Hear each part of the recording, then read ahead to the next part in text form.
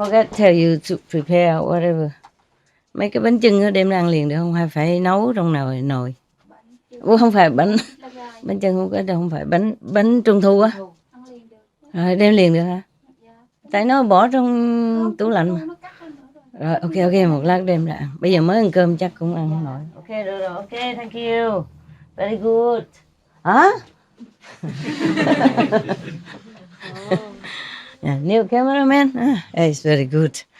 You feel better there? Yeah. You want one chair on the corner? You tough guy, yeah? Okay then. Okay, my God, look at all these people think I'm eating all this. Yeah. Do we still have some? Huh? Yesterday, you didn't tell me we have more Indonesian sweet cakes, sweet stuff. Yeah, and you make me give all my little food here to everybody first, and then you brought the surprise. Today, do you have any more of this before I give? I asked Sobe because about that I don't know. Okay, if we have more, we bring more, okay? But you want to eat now or later? Should we bring now? Later, huh? Okay, later. They just ate. They don't want to go to bathroom again. That is the thing. Are you okay? Everything okay, right? Yes. Have a lot of... No problem? No waiting in queue for bathroom, toilet, nothing? No? Okay. Did you eat the grapes? You? Eat it all? Ăn hết hả? Còn một.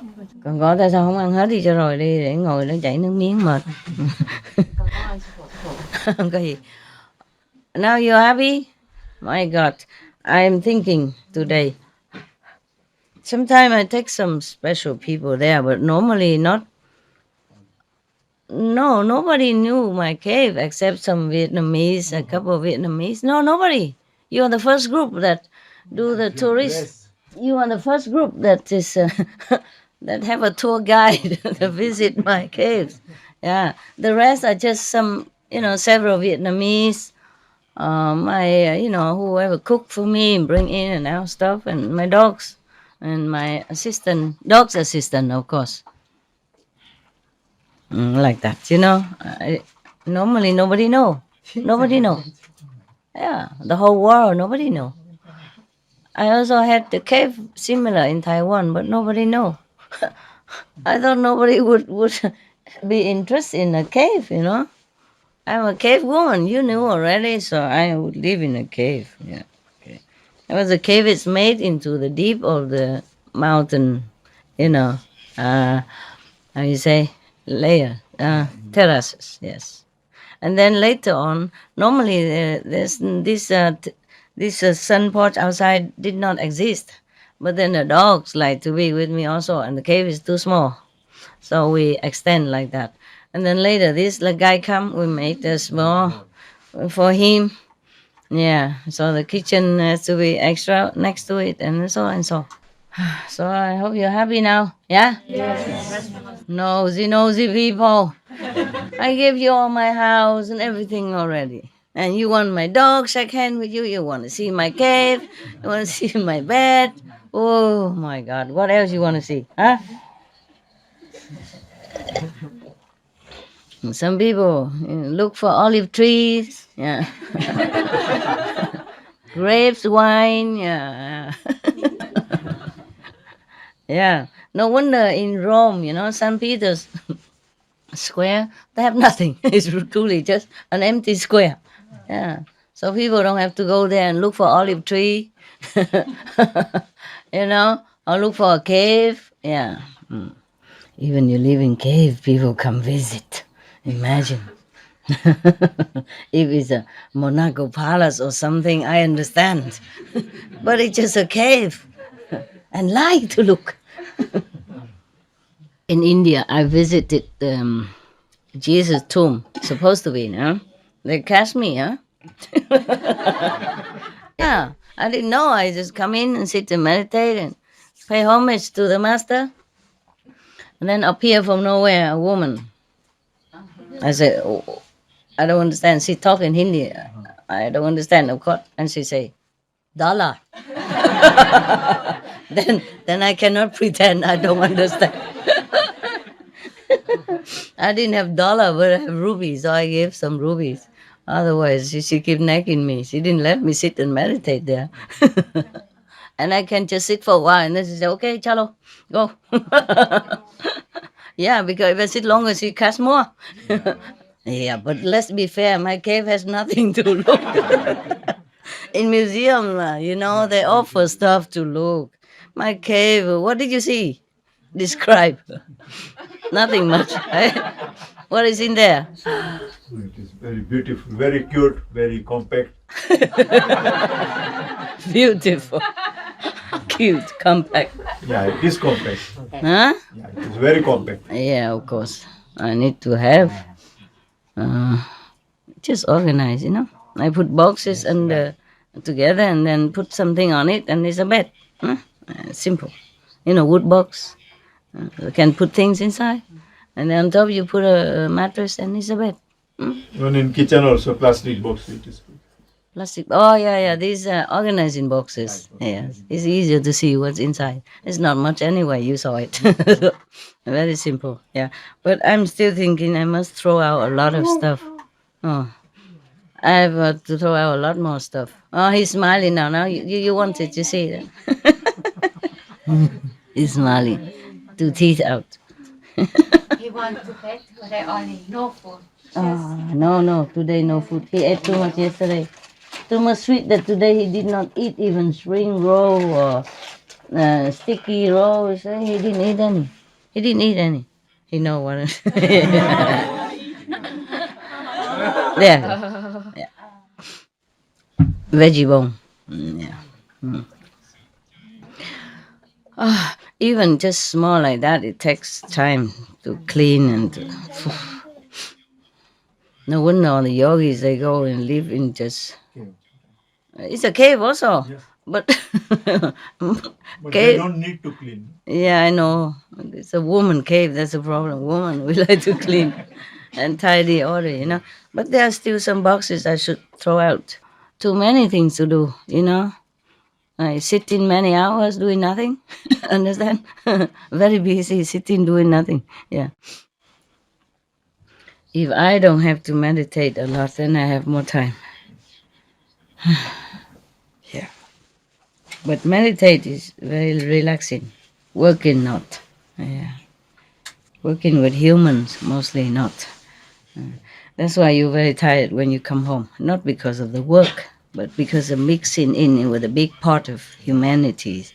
Different energy, disturbing your magnetic field. So, you have new friend now? Huh? Right. It's in the mountain. Sometimes it's easy to make cave, because you just work according to the contour of the mountain, Yeah. Originally, there's a mountain wall, and there live different layers, different level. But some of them, the stones that protect the land falling down, and they make a hole. So I might as well dig a little bit further, and then make a cave out of that. Yeah, very simple. Okay. Yeah, I'm checking out. Talking about Buddhist story. It's good.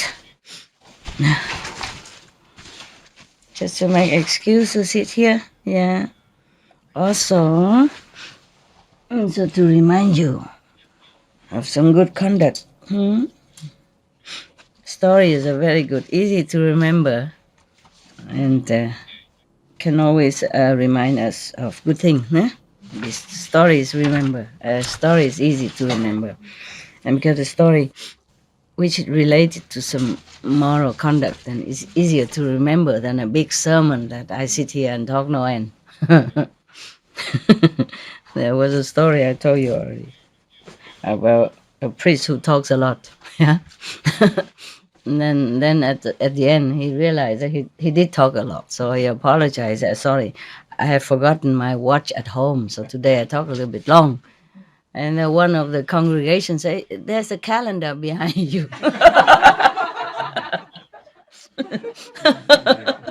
Not just hours, but days pass already. Exaggerating, but it's very cute. There's a calendar behind you.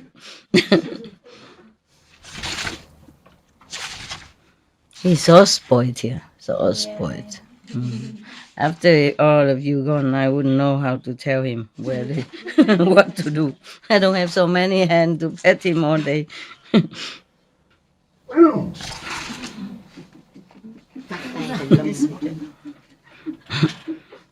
You want water or something? Room service? Water, right?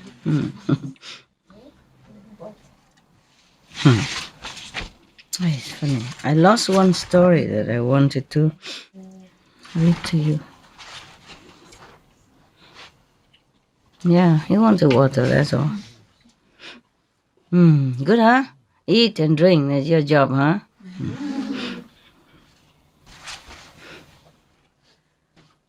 Something about food, which is your specialty. So I was I was looking for it.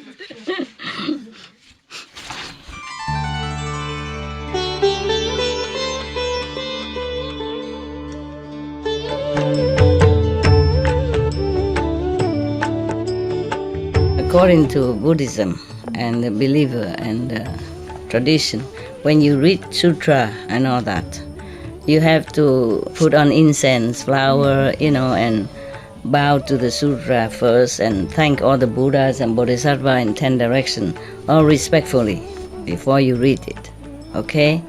And then you cover the sutra also with silk, beautiful cloth, and I just make it more popular. Yeah, more easy, simple.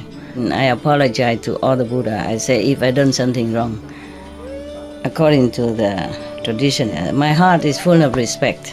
It's just that I cannot always do that.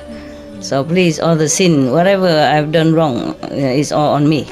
At least other people, they hear the names of the Buddha, according to the sutra, they will get benefit. Yes. Okay, probably this one. Okay. The title is called A Certain Monk. This story was given by, this instruction was given by the Buddha while he was in residence as Savatthi, with reference to a certain monk. The mind is very hard to check. That is the summary of this story. In the country of the king of the Kosalans, it appears at the foot of the mountain was a certain thickly settled village named Matika. Something wrong, huh? Now, one day, 60 monks who had received from the Buddha a subject of meditation leading to our hardship came to the village and entered it for alms. These monks, they kind of initiated, and good. What is food, huh? You want some different food? Or just petting? Food? What kind? What kind of food you want?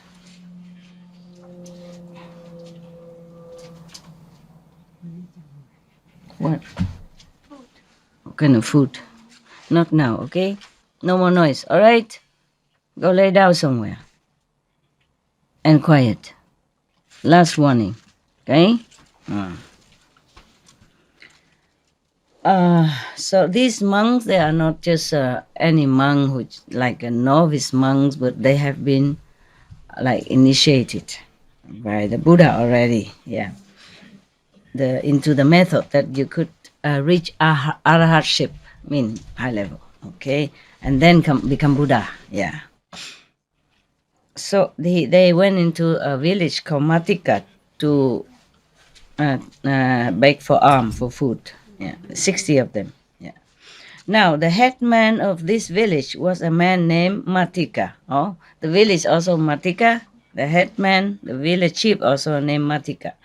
When Matika's mother saw the monks, she provided them with seeds, served them with rice porridge, flavored with all manner of choice flavors, and asked them, "Reverend sirs, where do you desire to go?"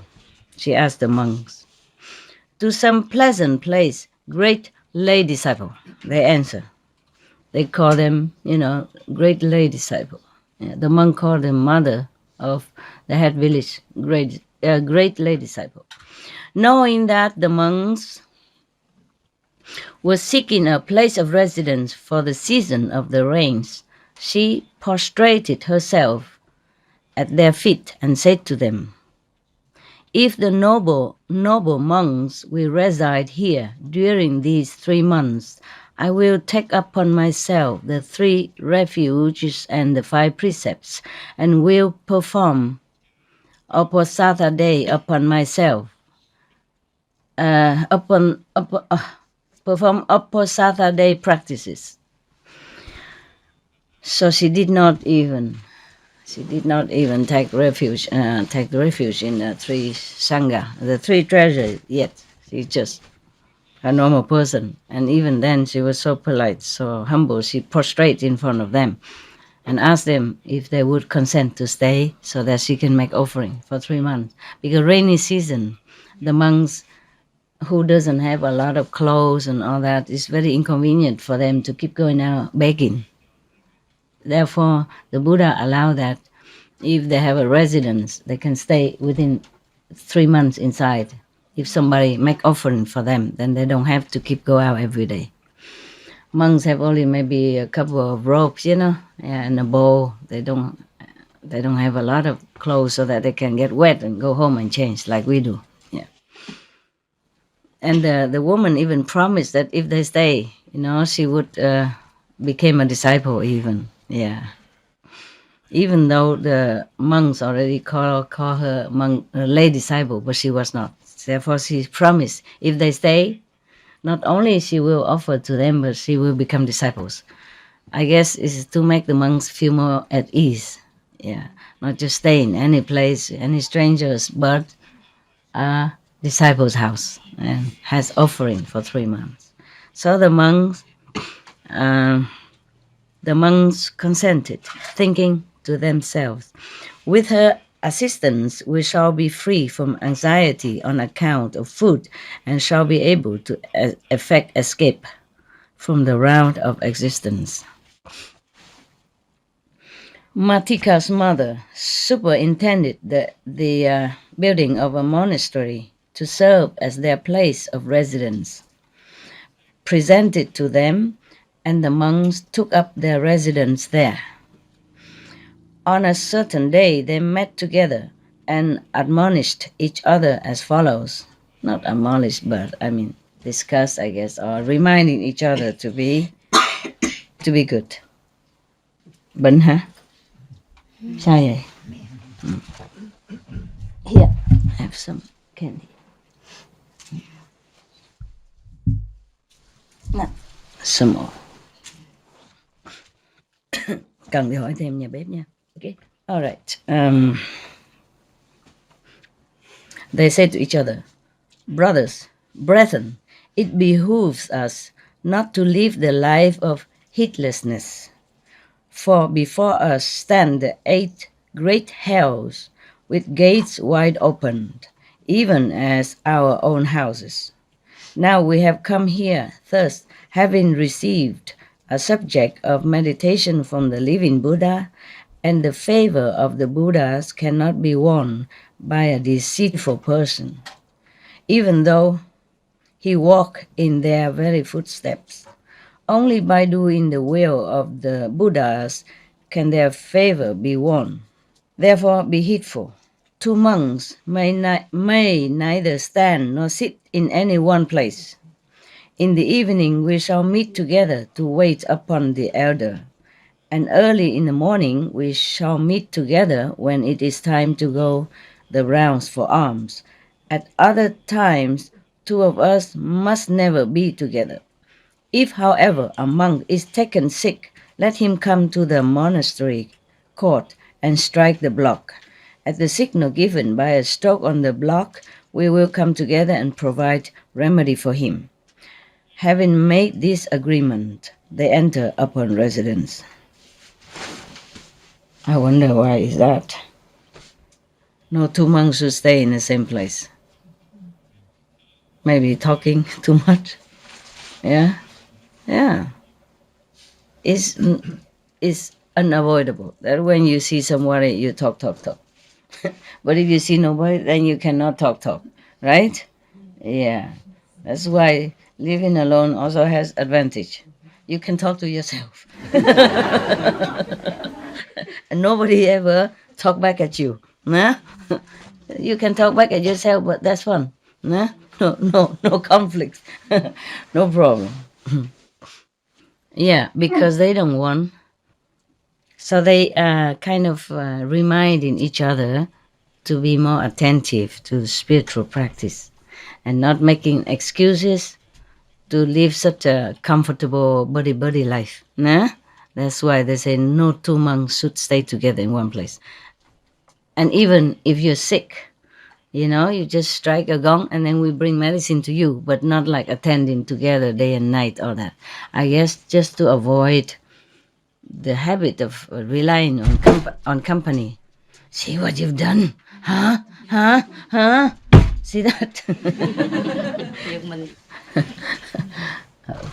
I give you something later, even this one later. But this is salty, cannot. Go. So that's they agree to do this thing together. Yeah, that's good. All right. So before they went into the residency, they make it clear like that we should not go there to be heedless, to be unattentive to meditation and spiritual practice, since they have already received the instruction from the Buddha in which way to reach Arahat. So they have to be more attentive on that. They say we're lucky, we have a teacher to teach us already how, and now we have even a lay person to provide us everything. So we should not, lay, huh? I told you to go out. Okay, then stay there and be quiet. He complained that he didn't want to go in. So he went out, but he stayed there and complained. So now he come inside, I want to go in, like I want to stay like that. Yeah. But he likes it that I go home. Sometimes I stay long, he keep coming around and say, go home. You want us to take rest? Yeah. Protection.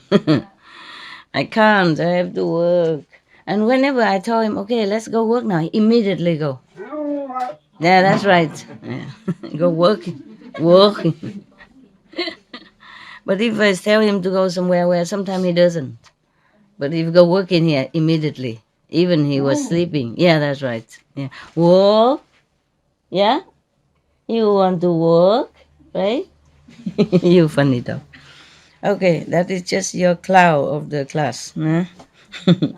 He providing some fun. Yeah.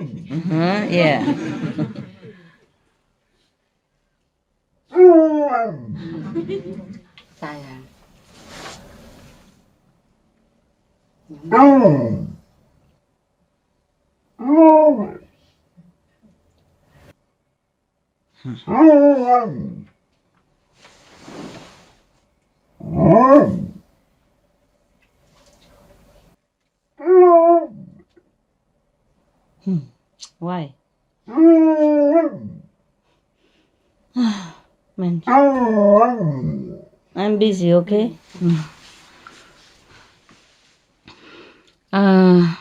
Maybe later, huh? Stop it, okay?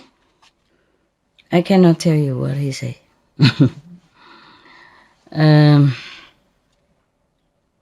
Because they say to each other that suppose we are heedless, we don't take care of the spiritual practice. There are 8 hells waiting for us with gate wide open. They just scare each other, like remind each other that hells are not far. If we don't practice, we probably go down there. 8 even. 8 of them open. Yeah. Okay, so now one day, while the monks were in residence, that female disciple took ghee, molasses, and other kinds of medicine, and in the evening, accompanied by a retinue of bondsmen and servants, went to the monastery. Seeing no monks, she asked some men, "Where have the noble monks gone?" So they say, "My lady, they must be sitting in their own respective night quarters and day quarters." She asked, "What must I do in order to see them?"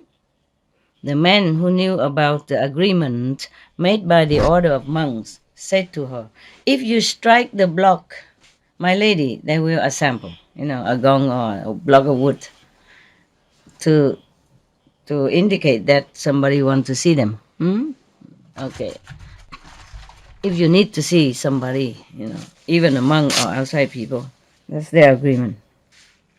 So she struck the block, maybe a block of wood or a bell or something. When the monks heard the sound of the block, they thought to themselves, somebody must have been sick, because they agree like that. If somebody's sick, then, because they sit separately, they don't know who is sick, who not. So if one of them sick, they should strike the block to let the other know and come to help them or bring medicine or tend to them for a while, because they all sit separately. They don't want to sit and be together, as if not to obstruct or distract each other from spiritual concentration. Understand now? Yeah. It's true, huh? At home, if we're alone, it's better. We can think quicker. We can think more concentratedly. But if somebody else, maybe we don't want to talk, but the other person wants to talk. And then you also, respond. And then one thing leads to another, and 1-2 hours gone by. Yeah? And if you don't pick up the phone, then you don't waste too much time. If you pick to talk to somebody, then they tell a lot of things, and then you cannot just ignore it, even if you want to. And then you become also engaged in their story, and then one thing leads to another, and then you don't have, you waste some time. You don't even remember how long, right? Yeah. Any of you like to live alone? Or most you do? Both of you? And so whom do you live with now? Husband? Alone? Oh, no, husband. And you? I was living with an initiated, and now I live alone with my animals. With your what? I was living with an initiated, but now I live alone with my animals. 1 dog and 3 cats. With your animals. Okay, well, that's better. But 3 cats, 1 dog is also a lot of work, huh? The cat also a lot of work. Yeah. Yeah.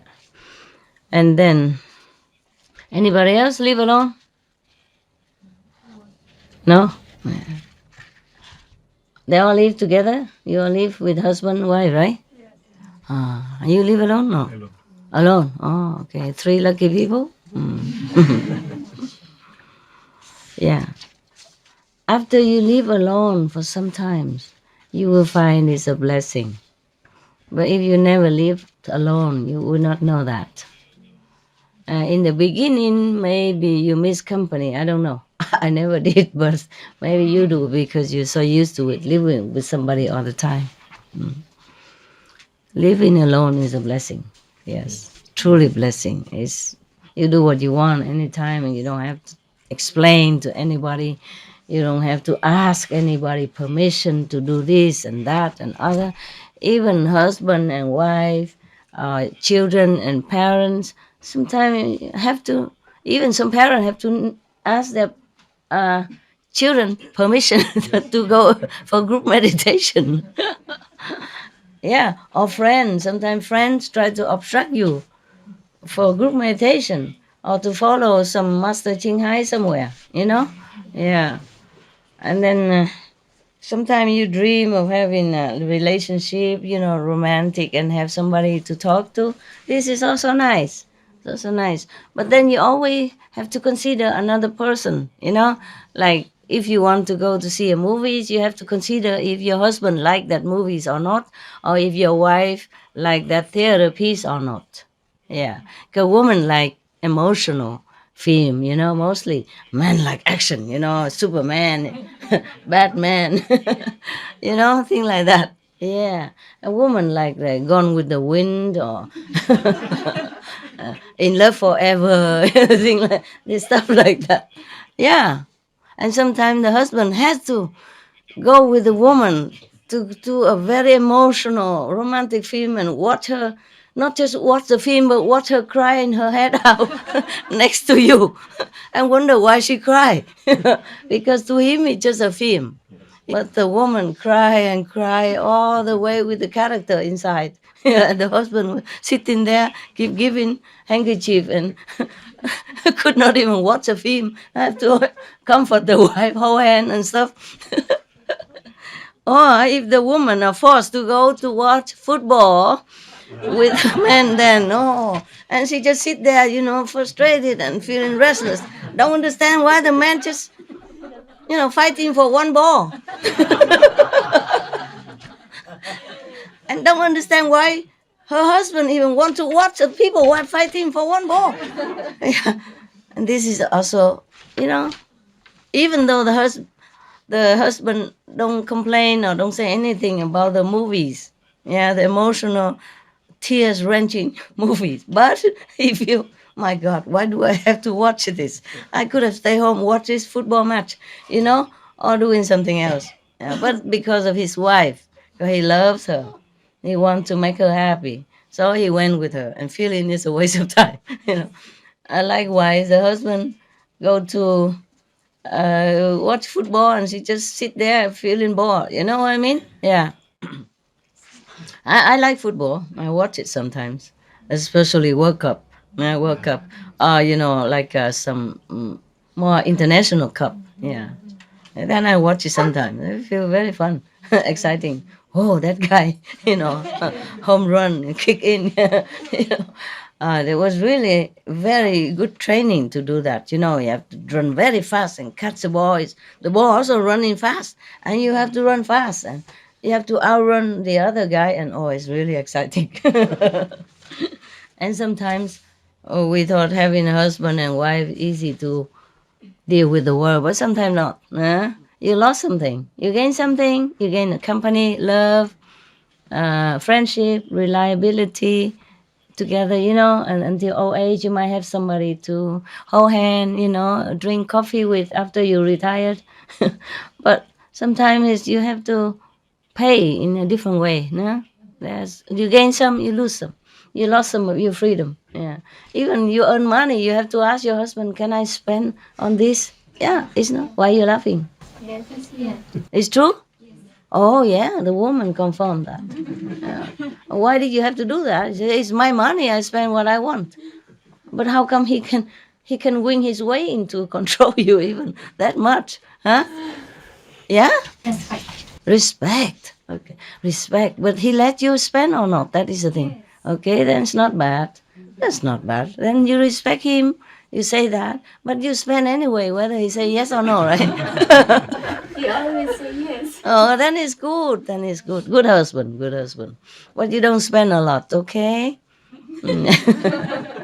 Yeah, you just live simple.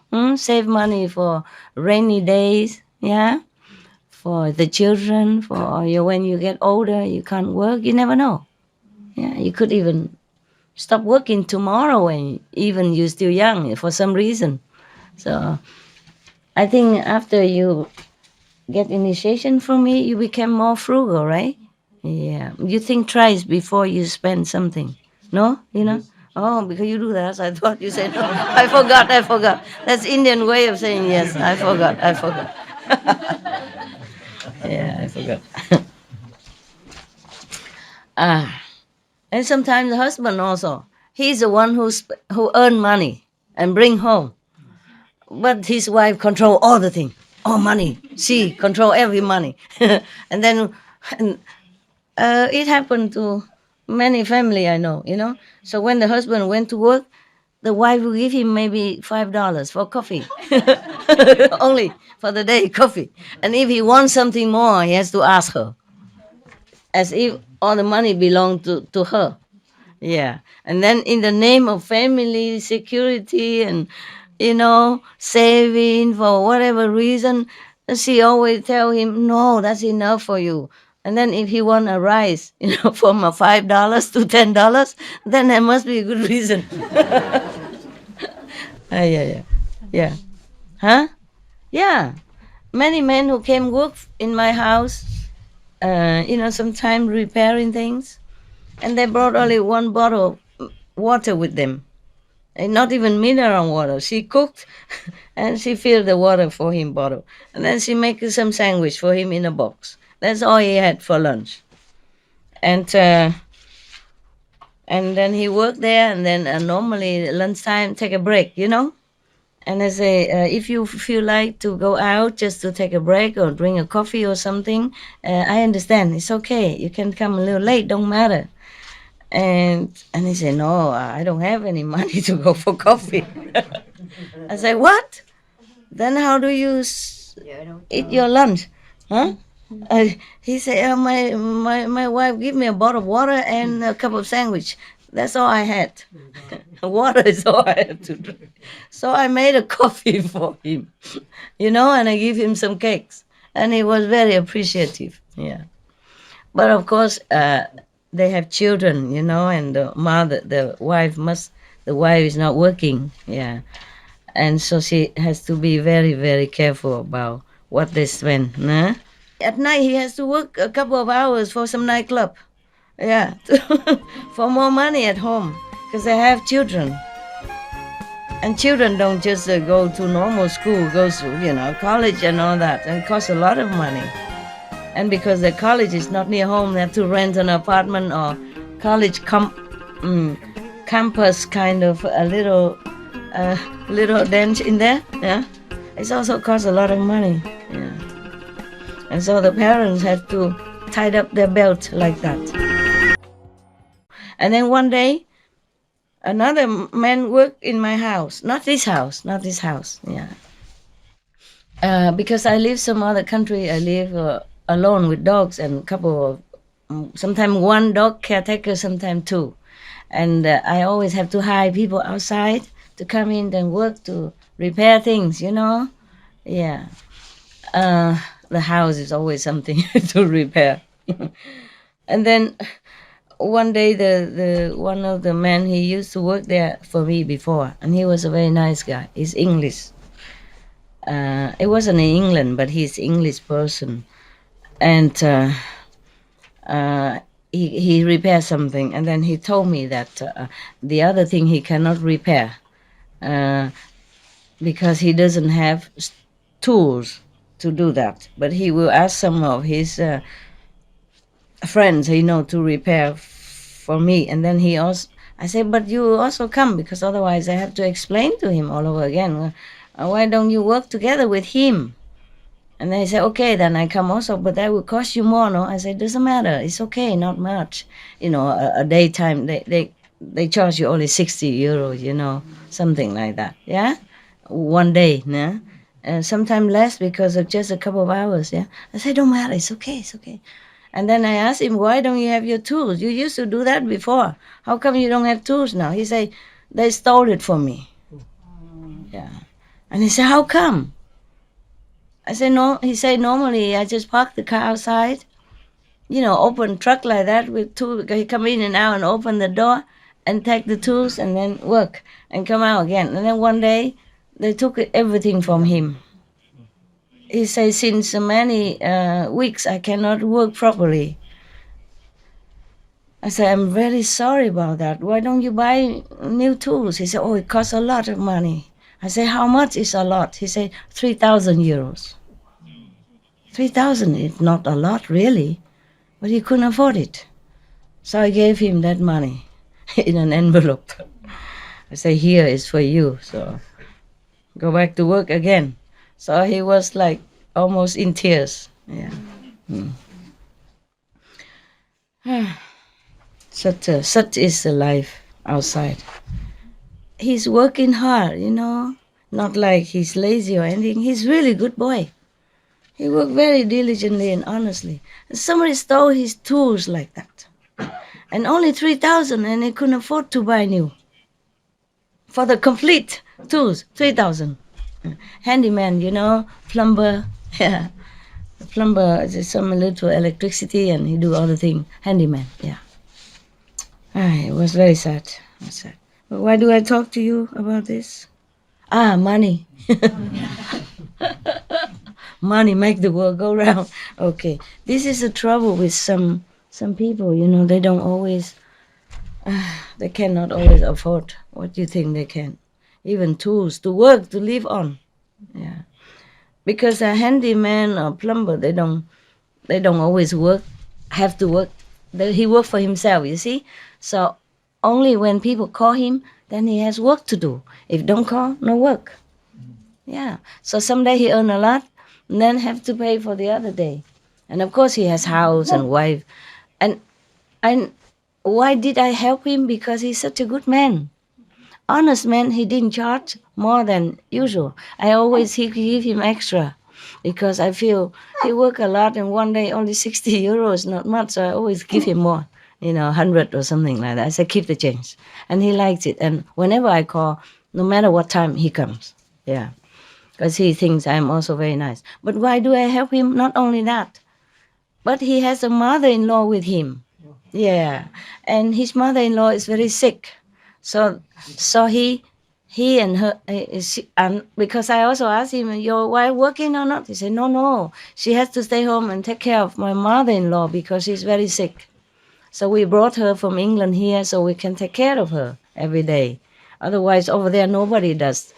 So I was very touched. You see, the man who's so good like that, take care of mother-in-law. You see, not even his mother.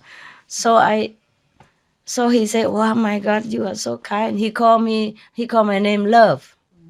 I don't tell him the name ever because we come in and he work outside. I just come in and say, "Here you are." And I never asked his name. He never asked my name. So he called me Love. He talked to my assistant and say, "That lady, Love, is she home?" Something like that, And tell Lady Love I thank her so much. Thing like that. Because sometimes I ask my helper to bring cakes out or coffee. I don't bring. So I say, tell Love I thank her very much. He's so cute. he give me that name, so I like it.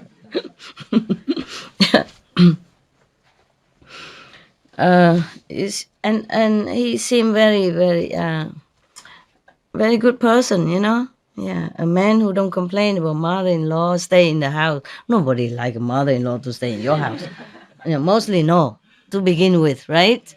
Not everybody. Mostly people don't like, intrude in their privacy, demanding or bossy or all kind of thing. Two different generation, big gap. So, but he took care of mother-in-law with so willingly like that. He talked about him as if with love, you know what I mean? As if he's his own mother. Yeah. That's why I liked him, as I helped him. Yeah. And but nobody else come and complain like that. Otherwise, I give all. Yeah,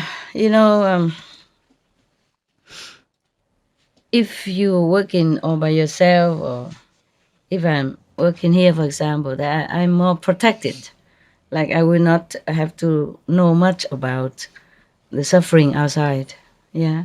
But if I be alone, then I have to deal with all this myself also. It's in a way, I'm not meaning to complain. What I mean is that here I would not remember much about the suffering outside. And I don't contact.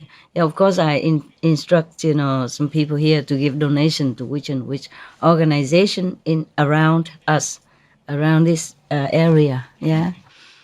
But I don't contact truly with this, so real life like that. But when I'm alone, I do know a lot more. So I gave more. I gave more donation to different situation. Yeah. Okay, where were we? Money. Yeah. And then what? I forgot where were we. Where was that? Monks? Ê, stretch out. Bỏ chân ra cho nó khỏe. Ngồi mắc công. Okay? Stretch out. Stretch your legs. So you want me to talk the rest tomorrow? More comfortable? Huh? Every day half? Because not just a story, but I go all over the world. Interesting. What? It's more interesting. More interesting? Yeah. Okay. If you say so, yeah. Yes, truly, people outside, they work very hard for very little money. And he is not the only one like that, not the only one. There are some even worse, could not even work. You know. Imagine a man, like last time in Africa, one boy, he just need like 30 pounds so that he can buy a little farm. And then he can plant his own crops and then, with animal plowing the field and all that. 30 pounds only, English money. Then he can take care of his whole family, elder, grandma and all that, and little children as well. 30 pounds. Then he can own a piece of land. He can build his house in some area like that in Africa. Yeah. I don't remember how much I gave, but I gave more than 30 pounds, of course. Yeah. And I'm sure that make him feel heaven. I'm sure I never met him. I would never have a chance to know him because I gave it through a newspaper who wrote about his story, about that story for him. Yeah. So I gave it through that newspaper. So I would never had a chance to even know who he was and what he looked like. But I imagine he was such a young boy, but he has ambition. He wants a land to build his little hut for his grandmother, ailing grandmother, and then he can plant vegetable, he can plant, things to harvest, and then he can sell, and then he can make money and buy medicine for her and all that. It was very touching. So even though I don't know him at all, and I never will, but I imagine when he received my money from so far away, at that time I was in England, he must have been overjoyed, feel like heaven bless him, and that made me feel happy for many days. And now I talk about it, many years pass already, I still so happy because I know what it's like, when you have nothing at all, and you can't take care of your grandma, and then you suddenly have such a big sum of money. For him it is big. Imagine how he feel, how I feel if my dream come true like that. Understand? It's enough for him to buy a lot more lands or save in the bank, and for rainy days, a lot. I remember, I make sure that it lasts, not just a land, okay? In case after the land he has to buy more things, like seeds to plant, and then maybe a cow to plow the field, and maybe some tools, and medicine for mother and grandmother. Maybe grandmother will feel more ill and must go hospital, and you know what? Everything extra, huh? Yeah, I was so happy. My God. Because such a small money and make the whole family alive, understand? You don't know, in some country, the money that you spend in your coffee shop just one time could let them live for 1 month in some country, So we are very lucky people. We should never complain. Yeah. With every kind of money you earn here in the West, you can always live comfortably. You don't have to live luxuriously, of course not, but comfortably. Not like the boy there, and not like the old man that I wrote in the poem, and not like the what was that then? Oh, the man without tools. My God. Because he spent all the money on his mother-in-law. That's why he couldn't buy new tools. He lost it many weeks already. He couldn't buy. And without tools, he's like handicapped, And he He's English, but he doesn't live in England. He couldn't borrow anything. Nobody around him to borrow. You understand? Hmm? Yeah. Just like I'm Vietnamese, but I live in Europe. I don't have any brother, sister around, family or relatives to fall back on. Nothing. Yeah, you are my family. But you're not always here. Yeah. You're not always here for me.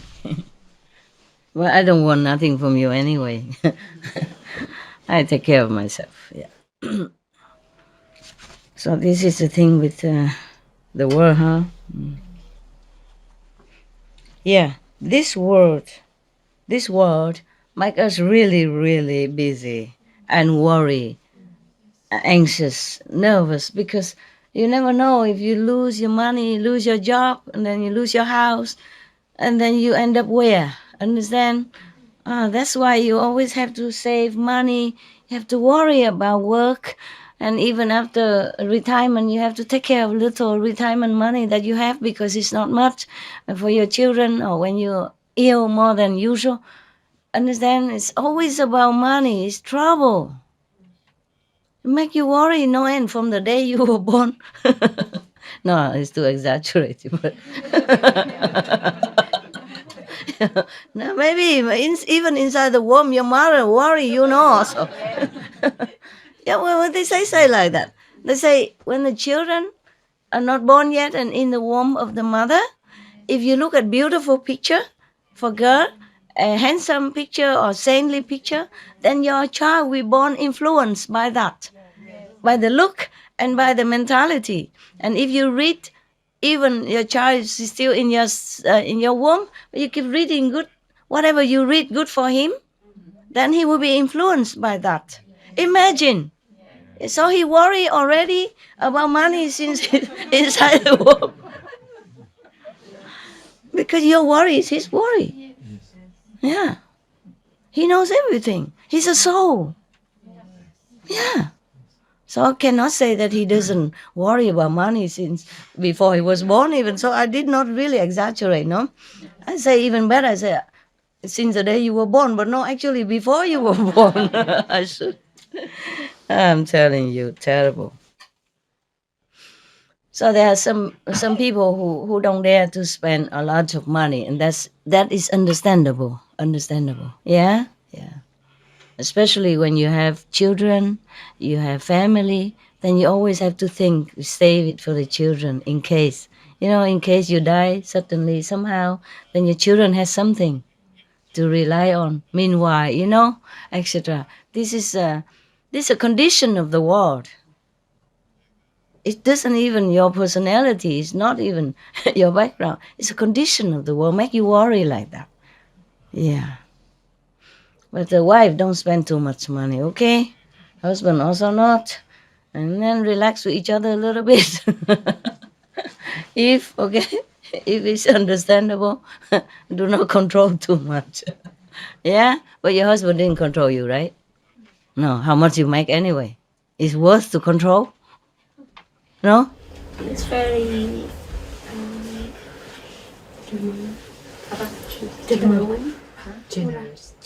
Generous, yeah. No, but you earn your own money. Why is he generous? With your money, he's generous. Is that correct? He has more money than mine. And you? Oh, okay. So he let you spend your money. Yes. That's generous, right? Okay, thank you very much. Yeah, this is funny. She's even grateful for that he let her spend her earn money. Oh, my, funny. You funny. And saying even he's very generous. Oh, thank you. Okay, good. At least he don't control your money, huh? Yeah.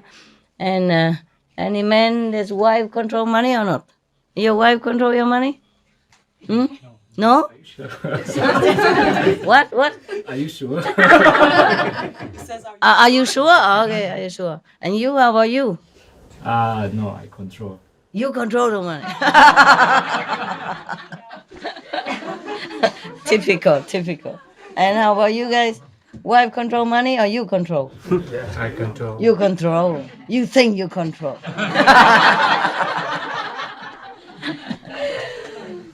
Hả? Dạ không là sao? Chưa có gia đình. Hả? Chưa có gia đình. Chứ có gia đình thì thôi khỏi đừng có. No, it's okay. Oh, that's why he doesn't know. My husband used to come and give me his pay every week, but after 5 years he realized it was a big mistake to give me the money.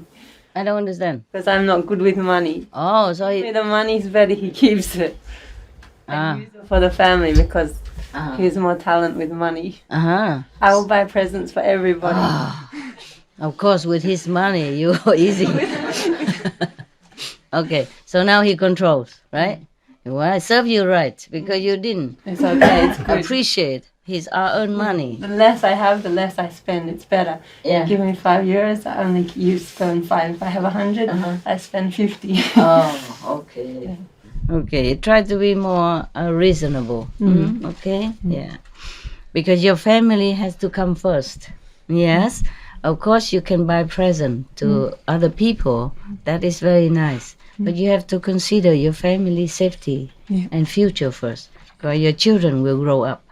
And they will need, now maybe they need less. So you think, oh, you have a lot of money, no problem. But they grow up, they will go to school. Yeah, and then they will go to college. And then they will need a lot of other things. You have to raise them at least until 20-something years old. And you need a lot of saving in the bank account. Not just today, but just for future. Understand that? Okay, so if he control, then it's good. In that case. In that case. Okay, it depends, huh? Depends. Not like controlling is not good. Yeah, not like always the same case. Different cases. Yeah, if you know that you are too much of spending spree, then it's better he control it. Huh? Your family come first, and then you can give, but accordingly. Okay, not spending all his hard-earned money. To work outside to earn money is very stressful. To work in any way is stressful. So the money you have to appreciate and save it. All right. You want to say something? There is a story on this also. Oh, tell me. In India, we had one great Yeah, he has it.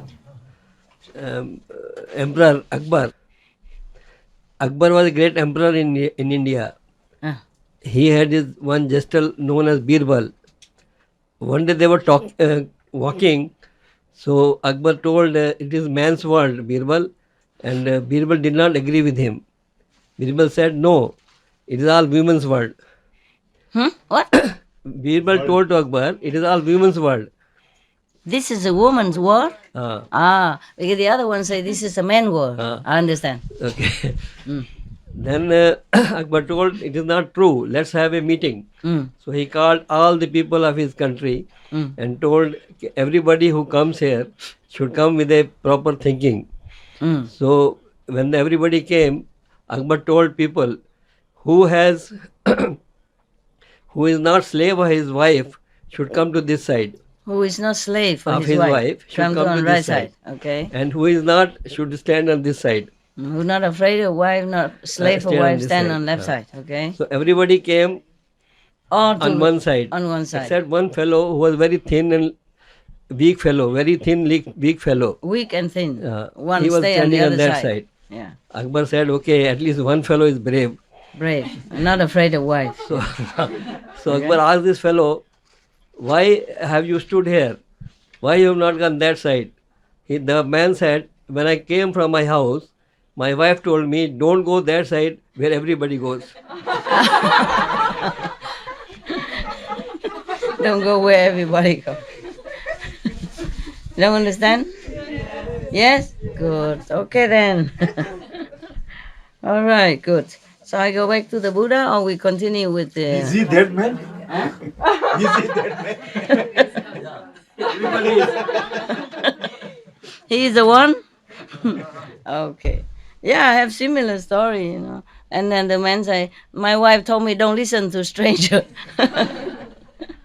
And then similar story like everybody afraid of a wife come together, and then they want to select a chairman of the group who is not really afraid of a wife at all. Everybody afraid of their wife stay on the right side. Everybody who not afraid of their wife stay on the left. So everybody go to the right. Only one guy stand on the left. So they voted him chairman. Okay. And then they were just talking and, relying on him because he's a tough guy and praise him and all that. And then suddenly other wives came.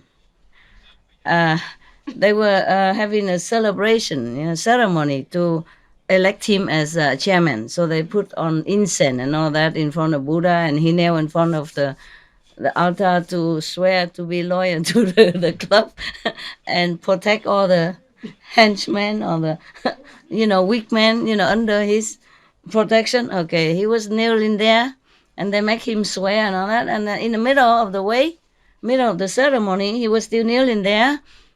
And other wives came and said, "What are you guys doing here? At home, there's nobody wash dishes. Clothes is dirty, house not clean, children not fed, and you're sitting here together doing what?" And everybody run away. Except one man, is the man who's supposed to be chairman, is still kneeling there. So after all the wives left chasing all the men, and they escape, and then after a while, all the wives left, they came back and saw the chairman still kneel there. I said, "Wow, this is a man that we really need to follow and, the example." And then they came and looked at him. He dead, too frightened. Oh. Scared to death. Frozen to death. The hero done, gone. He's too scared. He could not even run away. Yeah, they could have asked him, why he stand on the left side. They didn't ask. They thought, whoa, he's tough, so desperate. Okay, now we go back to the serious story. All right. Okay. So the monks heard the striking of the block, thinking some of the monk is sick. So they come. Several of them came out from some of their quarters. They assembled in the monastery court, and no two monks came out from the same quarter as they agreed. Okay, so when the female lay disciples saw them approach one at a time, each from different quarters. Yeah. So she thought to herself, "My sons must have had a quarrel with each other." She called the monks her sons. Yeah, they're probably young, and it's just a loving address. "My sons probably have been quarreling with each other. That's why they don't come out from some same door. They came from different quarter." So she said, after praying obeisance to the monks, like prostration and all that stuff, the Indian way, bow down and touch the feet of the monk, they are very respectful to monks. Some of the devotees, they do that. They came and touch the feet of the master or prostrate in front of the master before talking. Here, disciple begin talking, and then I prostrate because I said, "Stop it."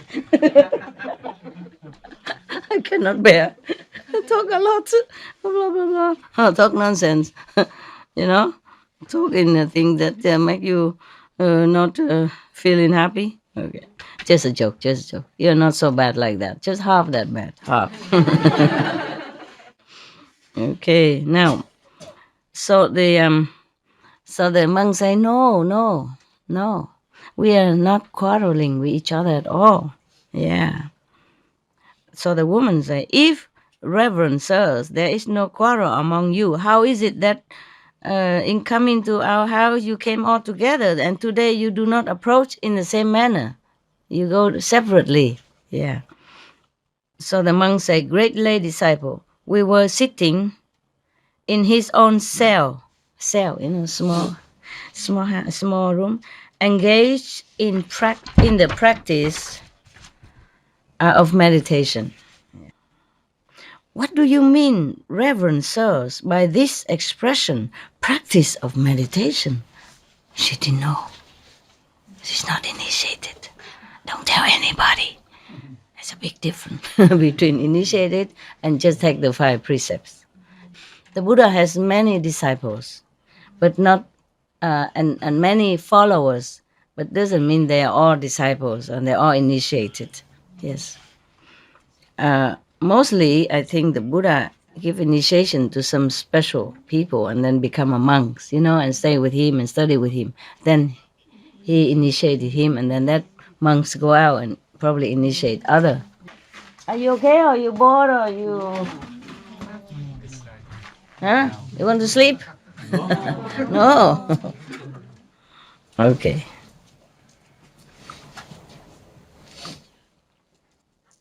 Do you like my cave? Yes? You could live like that? Yeah. What? Why didn't you? Nobody stopped you doing that. And then they would say, but where will you sleep then, Master?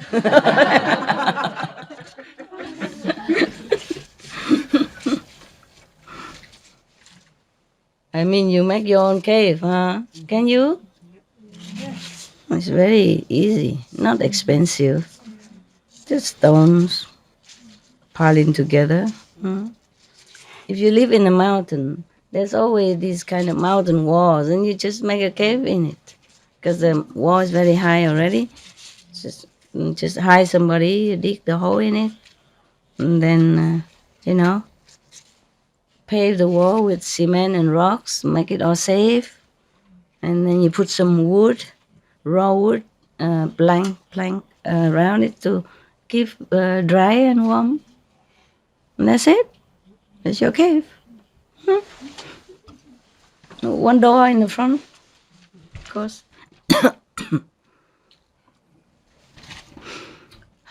In Maoli, before my cave and all the residents' cave, we don't have doors. We just put curtain in the front of the entrance to stop the wind and all that. But later, some people tried to go into my cave. So now if you go there, you will see some iron door there. Here also. This is a problem. There's nothing in the cave that's so valuable to steal. It's just me that they want. I am the most valuable commodity in my cave. So if I'm not there, don't bother come in.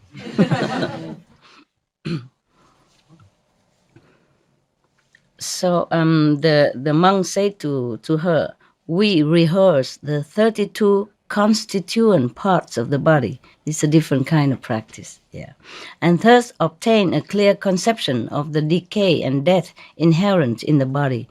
Great lay disciple, addressing her like that.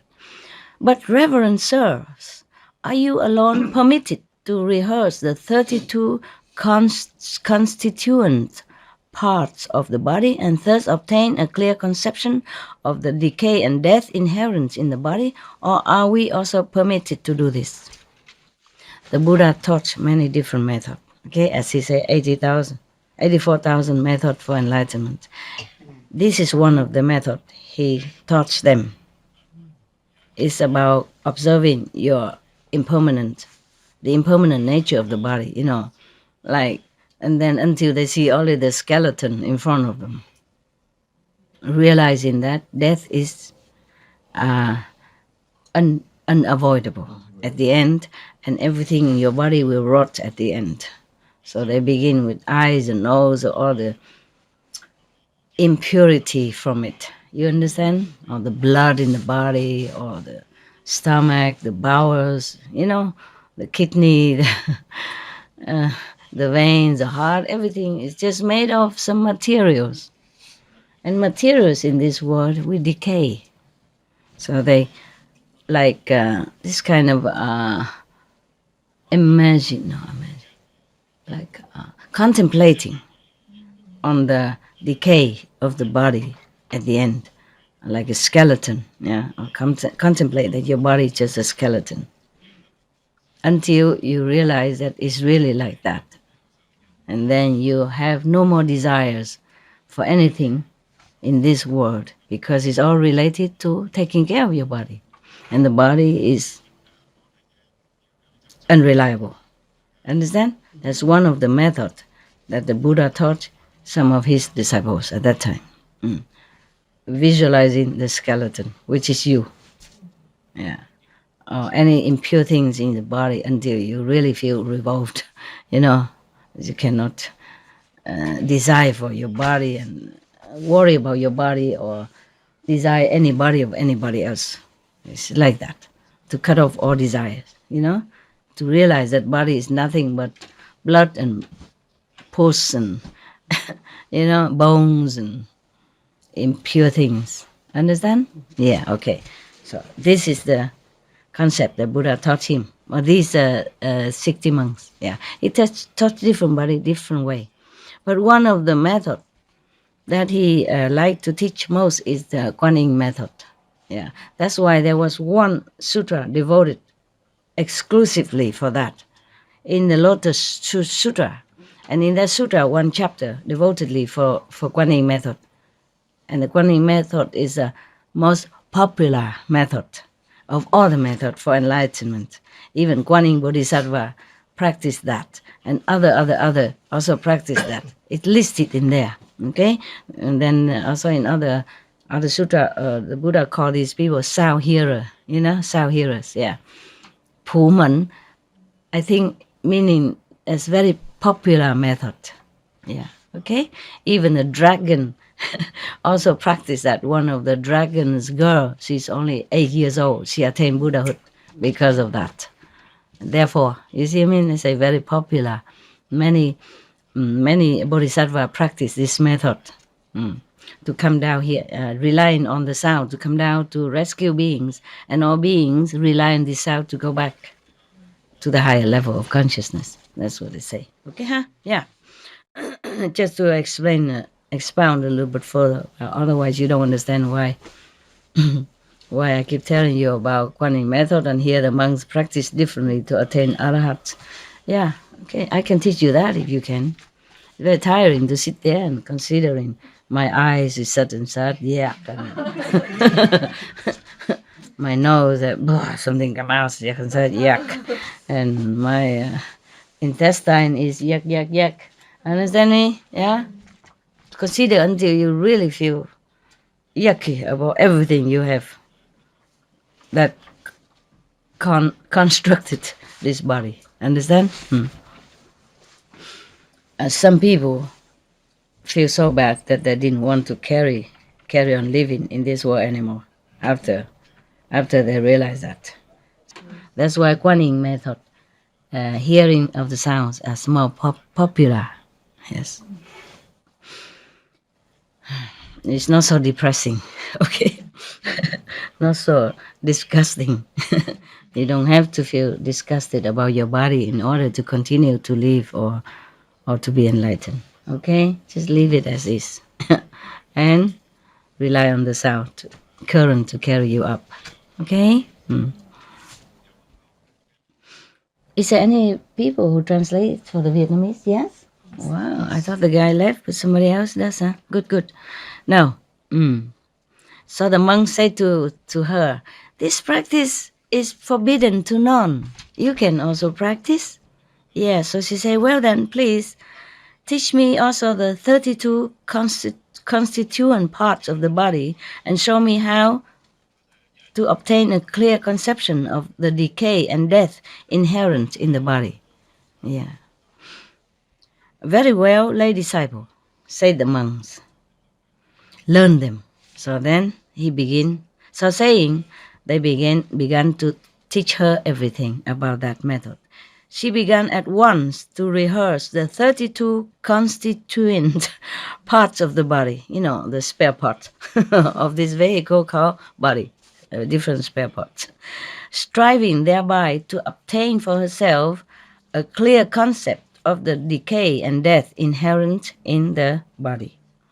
So successful was she that even in advance of those monks who taught her, she attained the 3 paths and the 3 fruits, and by the same path won the 4 analytical knowledges and mundane super knowledge.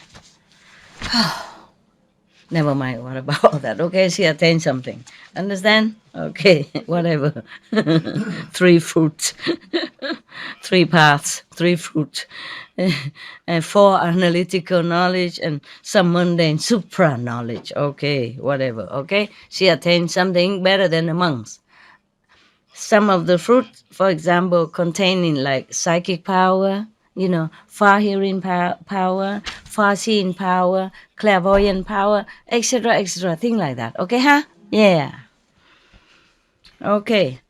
Arising from the bliss of the paths and the fruits, she looked with divine vision and considered within herself. Now she can see things. See, she's so diligent and she had good affinity, or maybe the merit of her offering food and shelter to the monks, that also added to her quick enlightenment. And then now she sat and she saw in her vision what. And then she was wanting to know, she asked her question, at what time did my sons attain this state? I mean, she wants to know when the monks, which she call her sons, attain this kind of state, her state right now. So immediately she became aware of the following. I mean, the knowledge came to her that all these monks are still in the bondage of lust, hatred, and delusion. They're not gone nowhere yet. Even then, they taught her, but she surpassed them immediately like that. So they have not yet, by the practice of deep meditation, induced insight. They have not got insight yet, still mundane. Then she pondered, do my sons possess the dispositions requisite for the attainment of arahatship, or do they not yet? She asked herself. She's very concerned about the monks. Huh? Not only she gives them food and shelter, took care of them and bring medicine and all that, but she also concerned about their spiritual attainment. She's truly a good mother. So immediately she perceived that they did. Oh, no, not yet. Sorry. It's a different question. She perceived that they do, okay. Meaning they have equipment. Yeah, they are prepared enough to attain arahatship.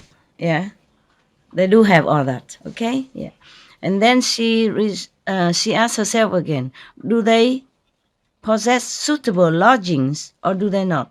And immediately she has a response come to her. Yeah, yes, they did.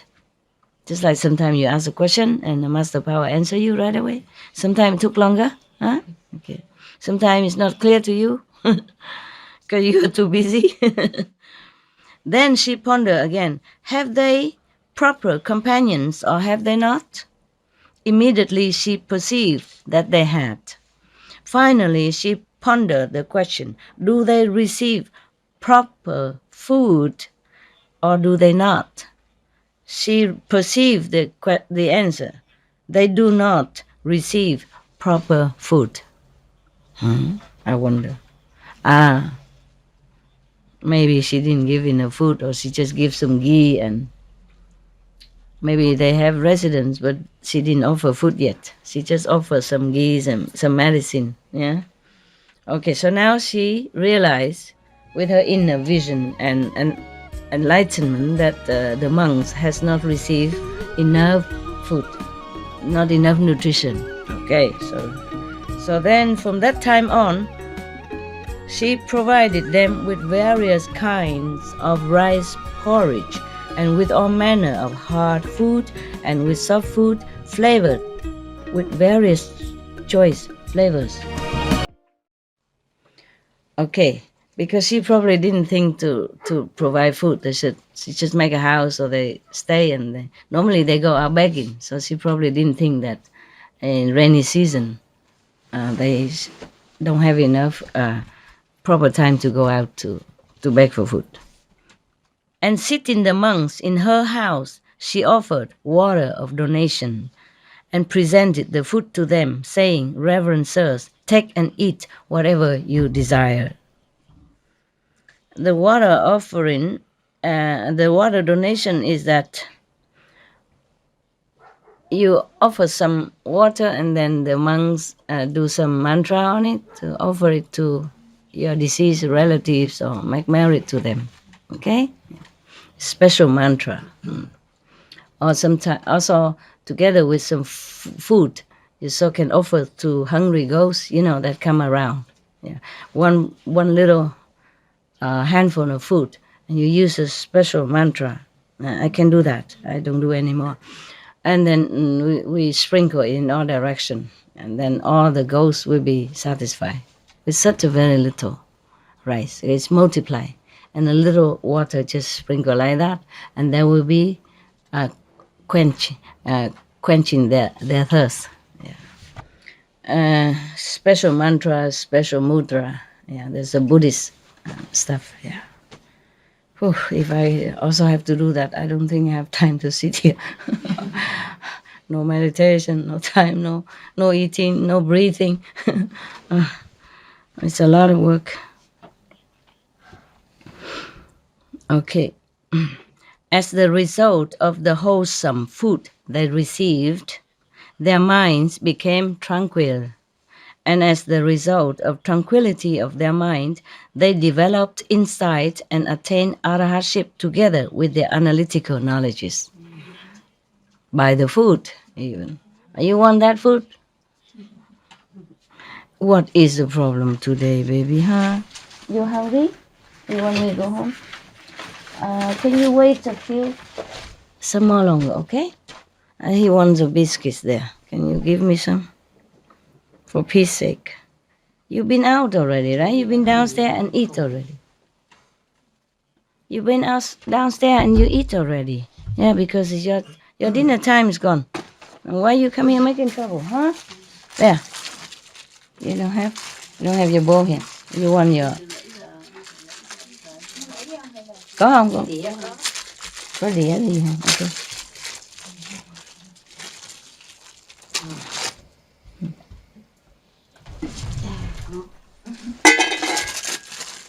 There, go.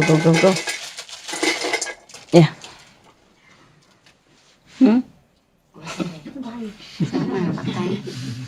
Mệt cũng nhéo quá. Thượng mặt. Ăn đi bánh nè. That's what you want?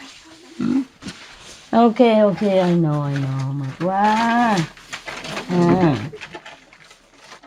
He wants to tell me that he ate already, so he needs this. Nè. Để đó một lúc nó ăn luôn. Okay. Put this there to him. After he eat that, he will eat this. I spoiled him, that's why. Because whenever after he eat his food, proper food for enlightenment, I always praise him. Good boy. And then I give him some for cleaning his teeth. Even though they brush his teeth already down the mountain down there. I give him some vegan food, a vegan bone to say, and this is for your teeth. So he gets spoiled like that. After he eat, come up, ask for that. It's hot in here, isn't it? Yes, it is hot. Too hot? How come? Too much heaters?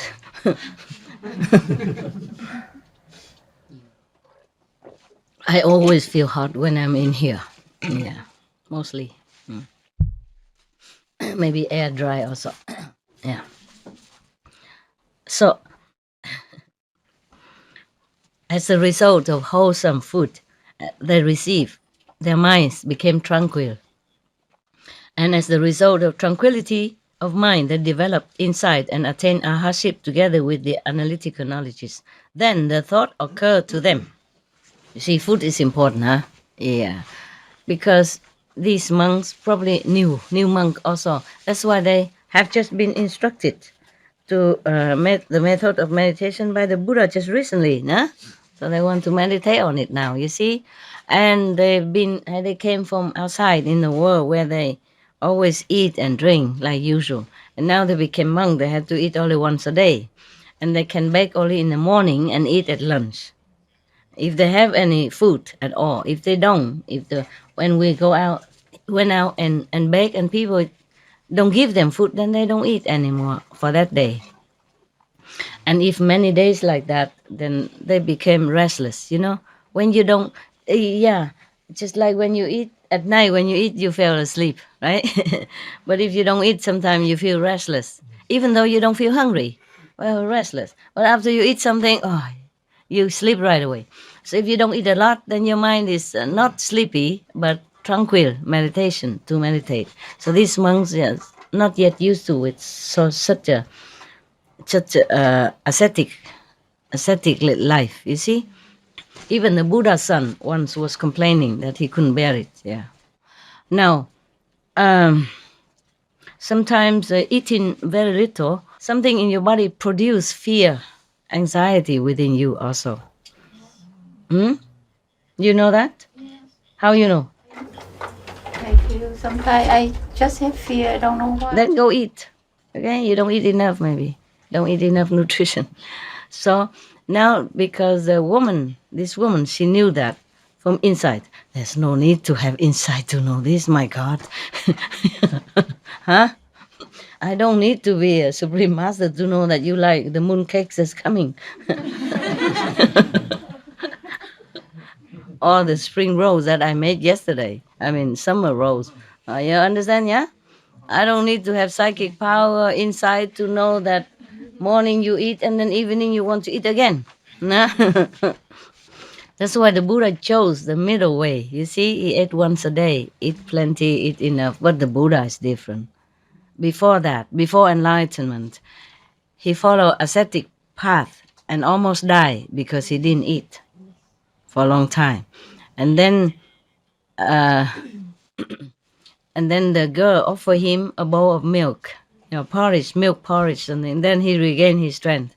Then from then on, he realized that to deny the bodies of nutrition or, minimum survival comfort is not too good. He finished? And then, so he began to eat. Yeah, he began to eat, but once a day at least. Because if being a monk, if he eat twice a day, then they have to keep going out begging all day long. Go beg and then come back and eat and go out beg again. Understand? Then had no time for meditation or teaching others. Don't want to eat? Oh, yeah, okay. Give this one to me. Make it so real, my God. Yeah, let him lay down and rest now. Yeah. Oh, man. Okay. I keep it for souvenir. Therefore, the monks ate only once a day. But then ordinary monks don't receive good offering like the Buddha. You see, Buddha, everybody give him good food. Kings and queens waiting outside the palace gate to make offering to him or bring food to him. But ordinary monks, if no lay disciple offer food and lodging for the whole assembly, then they have to go out begging separately, individually. And if they cannot receive food, then they don't eat. The law is like that. They have to go home, meditate, or listen to the Buddha discourse in the afternoon. Noon is the only time they eat. Yeah, unless they have to travel, and then there's no certain time, no certain way to know whether or not you can have eat at lunch, so you could eat some other time. Understand? If they want to. But that's it. One time a day. So therefore, they did not have enough food these days. They have lodging. She built a house for them, but she forgot that. Because normally the monk go out and bake, see, so she didn't think she has to provide food. Only after her enlightenment that she can perceive this is not a complete enlightenment, yeah? Some certain level of consciousness, and then you have some psychic power. You can see far, you can hear, you can perceive things. And then now, here. So from then on, she give them food properly, once a day, but regularly and wholesome. A lot of ingredients and whatever body needs, you see that? So immediately they calm down. You don't have to sit there and thinking about food. Not just, it's automatically when you're hungry, you think about, oh, noodles, spaghetti, pizza, pizza. Yeah, chapatis, soup. You see what I mean? Yeah, you can't meditate on the Buddha, nature, only food nature. So their minds cannot be calm. Yeah. So the lady know that now. My God. My God. Such a common things and nobody even think about it. Of course not. Not everybody think about that. She thought she just built a house. It's already very good, so they don't have to go out and get wet and all that, But she forgot about the food. You know why? Because before her, the monk survived. So she thought, okay, the monk has to go out and beg, and that's their life. Not because she was heartless or, inconsiderate or uncompassionate. She just didn't think about that. Because they just came and then she built a house, cover the rain only. Normally they go out begging. She knew that. So she thought that's not a problem. But she doesn't know that being a monk, ascetic monk, is not that easy. I myself know some monks in India don't eat for many days or sometimes 2 weeks. They have nothing because nobody give anything. And now, so after that they attend arahats, huh? Yeah, something, not arahats. Yeah, but they attend arahatship. There's a higher level. Yeah, first together with the analytical knowledges as well. So then the thought occurred to them. What is the problem? Can you go out, open the gate? Maybe he want to go do some his business and the gate was closed or something. Go out. Yeah, so now they said to themselves, the great female lay disciple has indeed been our support. Had we not received wholesome food, we should never have attained the paths and the fruits thereof. As soon as we have completed our residence and done the ceremony of Paravana, let us go and visit the Buddha. Accordingly, they took leave of the great female lay disciple, saying, was it closed? This gate is open, but other one I don't cook. No, then it's okay. That's enough. It's open. That's enough. Already open. He keep wanting me to go home. Maybe. Maybe. Too much protection. Huh? Maybe you follow him. He always want me to go home. Whenever I finish, remember he always go out first, waiting for me. And if I come back, he come back. But if I go, then he go immediately heading for home. Yeah. He likes it here, but he likes home, huh? I know, never mind. It's my job. You can go home by yourself, okay? No, you don't? I'm waiting for you. Did he eat all the biscuits? You see, that's not food that he want anymore. Still it is. Yeah, he doesn't want that. Today he eat very little, even favorite. Normally he ate all that. Okay? That's all, okay? No more, huh?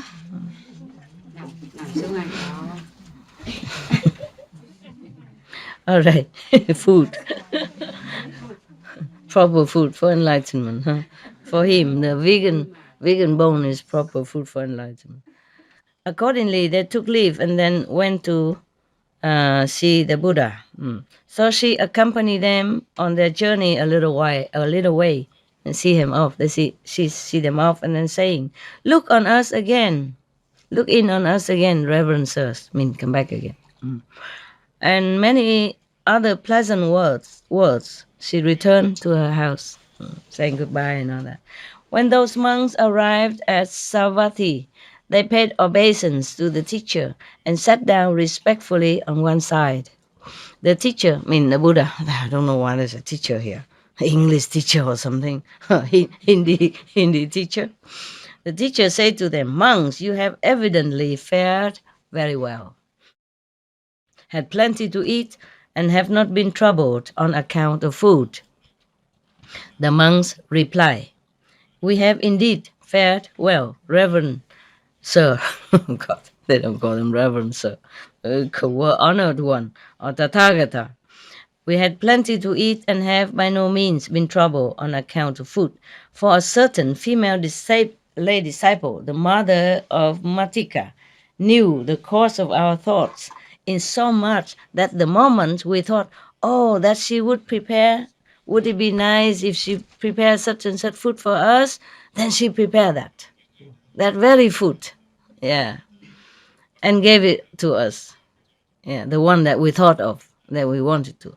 Thus did they recite her praises.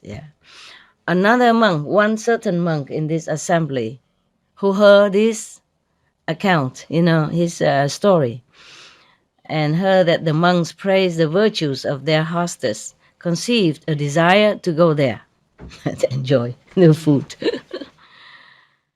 So, obtaining a subject of meditation from the teacher, he took leave of the teacher, I mean the Buddha, saying, how much longer? Two more pages. Soon.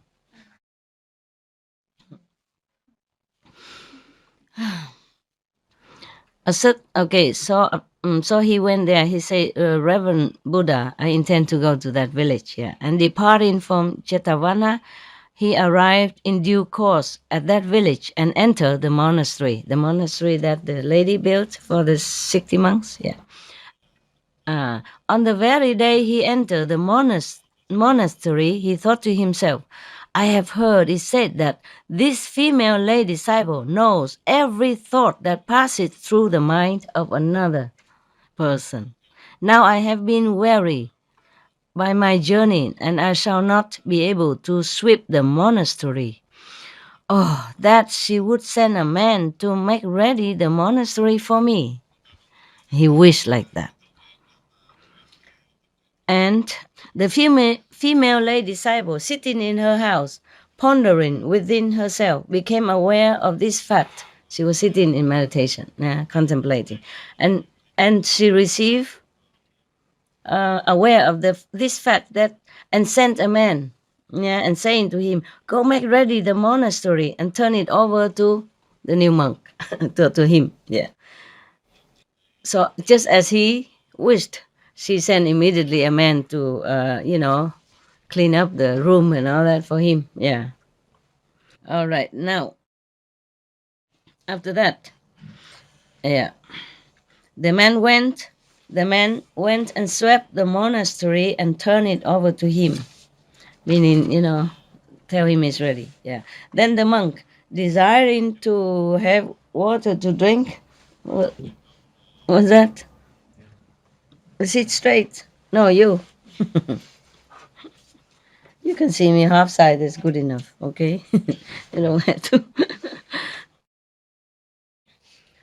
Or maybe we need another television there so all the people from here and there can look at them over there. Can do? Okay. On the wall there. Okay? So they can look there instead. Try to look at me. And when later they will walk like this. After 1 week, it became a habit. All the bone will not twist it back, and then walk like this. Huh? I'm sorry, I don't always remember.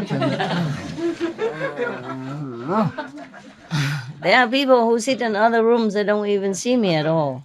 So you see, half is good enough. My nose nice. My sister just told me today that I have a good nose. Compared to Vietnamese, we have flat nose, but I have high nose. She said I took after my father. Okay. She said to me she wants to say some story today. So you want to say now or maybe after this? Yes. After, huh? Okay, good. English teacher in Vietnam, of course. So anyway. Oh, she don't remember much English anymore. She said so many decades already she has not been teaching. Can you imagine? She's 57 years old and looks so young like that. Am I only a few years older and I wrinkle all over?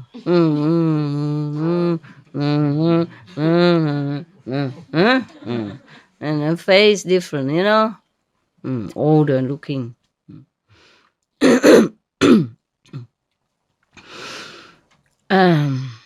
So then the monk, desiring to have water to drink, thought to himself, oh, would it be good if she would send me some sweetened water? You know, she was thinking like, straight away the female lady Sable sent water to him. They live nearby. On the following day, early in the morning, he thought to himself, let her send me some soft rice porridge with some dainty bits. Yeah, something to eat with, you know? Yeah. The female lay disciple straight away did that. After he had finished drinking the porridge, he thought to himself, oh, it would be nice if she would send me such and such solid food. Why don't he wish it all in one go so the female don't have to send for you back and forth, back and forth. The female lay disciple straight away sent this also to him. Whatever he wished, got it right away. Wow, it sounds like heaven to me.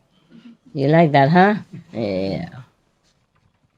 Then he thought to himself, this female lay disciple has sent me every single thing I have thought of and wished to have. I should like to see her.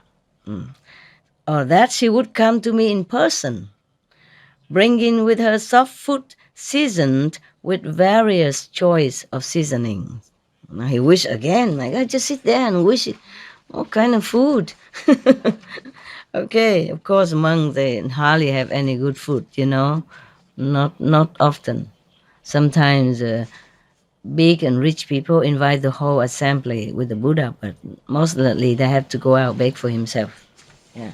Sometimes they invite only the Buddha and some close disciples, but not 1,250 monks.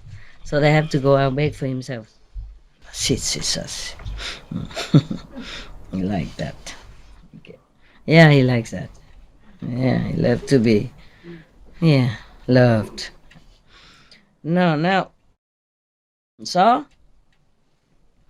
the female lady disciple perceived that. So she said, oh, my son wishes to see me, desires me to go to see him. So procuring soft food, she went to the monastery and gave it to him. When he had eaten his meal, he asked her, Lady disciple, is your name Matika's mother? Yes, dear son. You know the thoughts of another? So she said, why do you ask me that? The monk asked her whether or not she can read people's mind. So he said, why do you ask me that? She didn't answer yes or no. Why do you ask me that, dear son? And the monk said, you have done for me every single thing I have thought of. That is why I ask you. So she said, many other monks who know the thoughts of another, dear son.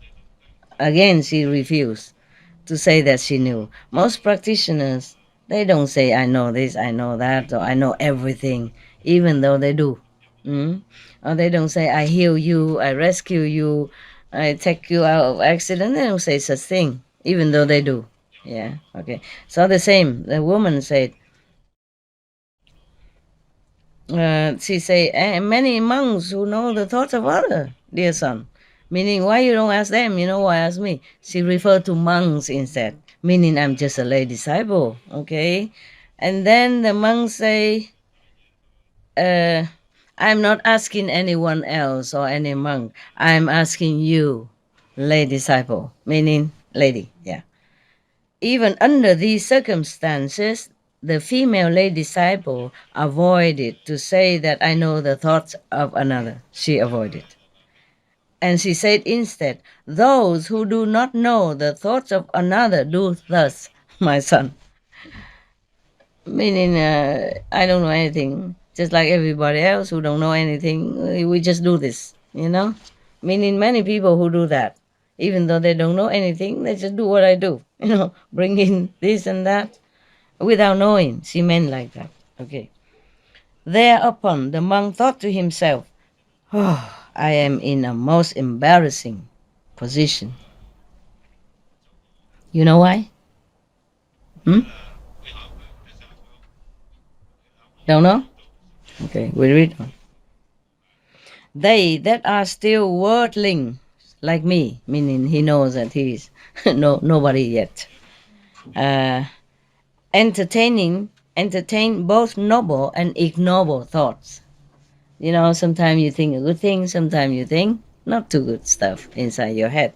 So he felt he's in embarrassing situation because a woman knows everything. That's what he felt.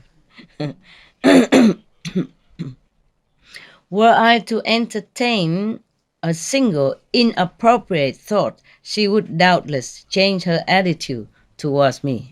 Meaning she would not make offering anymore if sometime he think of some, you know, mundane thought or some ignoble thought. Yeah.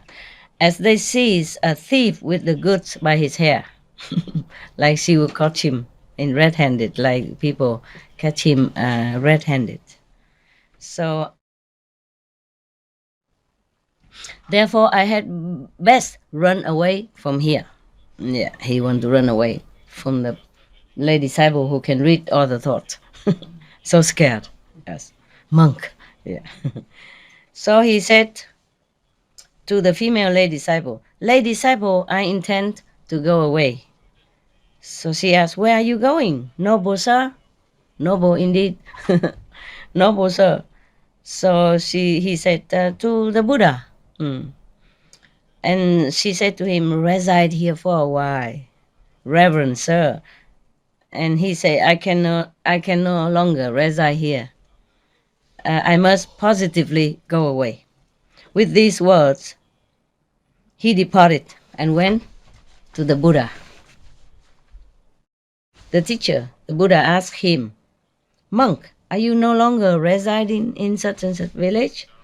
No, no, well, no, honor one, no, I cannot reside there any longer.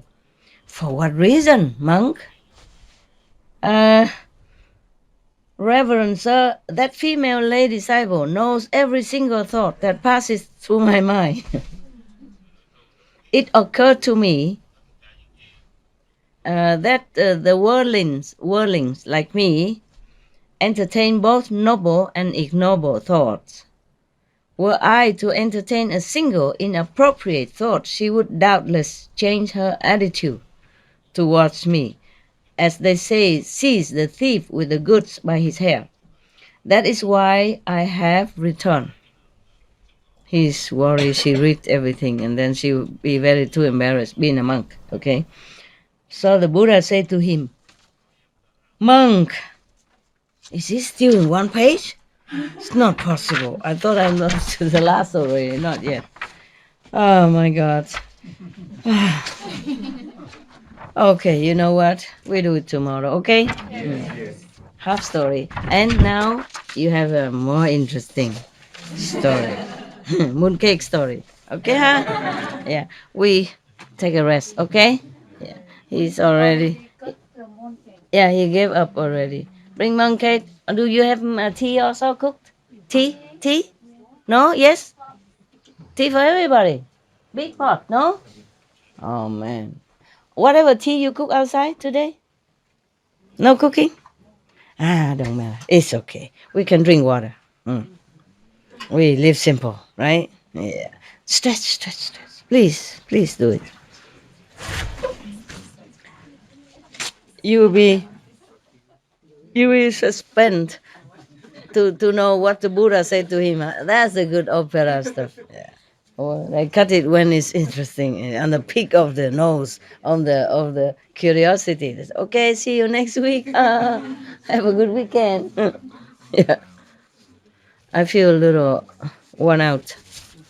A little bit. Maybe I didn't have proper food today. That's why I go do something. It's a very big day of work. Right, okay. What is that? Oh, come. Give it everybody. You use your... No, you have to use it and give it to them.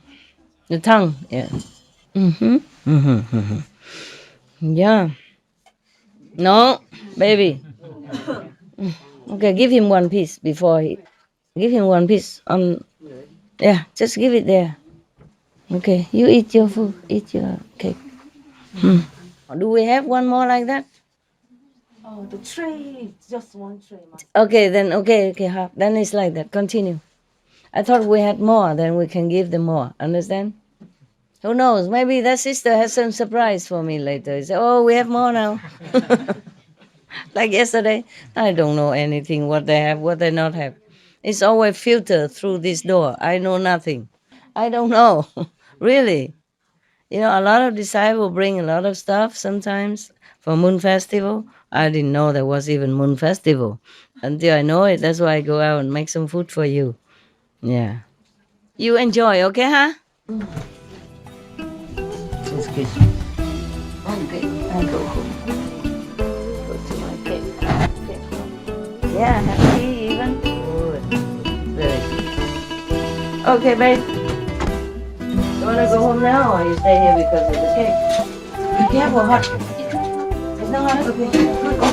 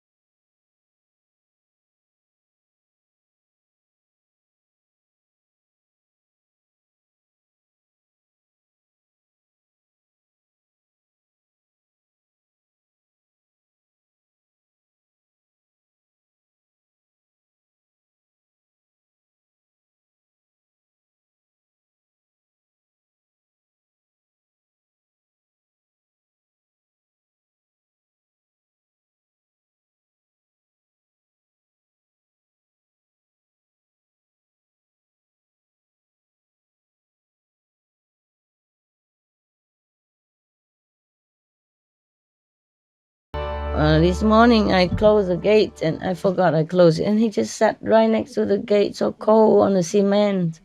Yeah, and didn't go back to your soft bed and sofa. No, you didn't. Come, Mama is right here. Such a beautiful boy. And didn't make noise even. Tonight you're not preaching again. Understand that? Huh?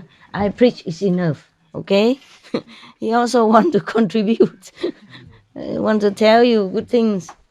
Yeah, or emphasize what I say is correct, is good. You should listen, you should practice. Yeah, he want to preach also to you. Yeah, he want to contribute his wisdom. Dog's wisdom, doggy's wisdom. But he meant well, yeah. You want to sit here and preach then I can take a rest. Such a good heart you have. Yeah, he's telling things. Yes. Sometimes he's telling things, sometimes he asks for protection. That's why he make a little noise. Can you do it quietly, like, inside? Okay, I just finished one job and now I start another. It's like some poor people, doing 3 jobs in one day. A lot of job, not just 3 jobs, huh? Okay. We continue the story yesterday, huh? Yesterday, okay, this monk who was very afraid of the lay disciple who has already attained some higher spiritual level than he does, even though he's a monk and she is just a lay disciple. Normal people have family and that. But of course, she has earned merit, It's not that easy, but she has earned merit. She built a house for the monks, for 60 monks, and then she feed them 3 months long. Yeah. Yes, he does. Did he? I love this guy. I don't know why. He doesn't look lovely. He look very serious, but I love him. And then he's trying to emphasize that what I said is true. And then he tell you also to practice and do good, stuff like that. Yeah, and then you can go to heaven. Yeah. He said he will help. Yeah, you practice, he will help to greet you at the St. Peter's gate. Yeah, he's a good heart. Very good heart.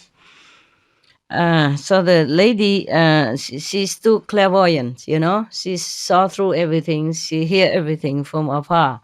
Every time the monk wish to eat something or do something, the lady immediately either order her servant to bring it or to do it. She saw this monk got very scared. I would be, wouldn't you?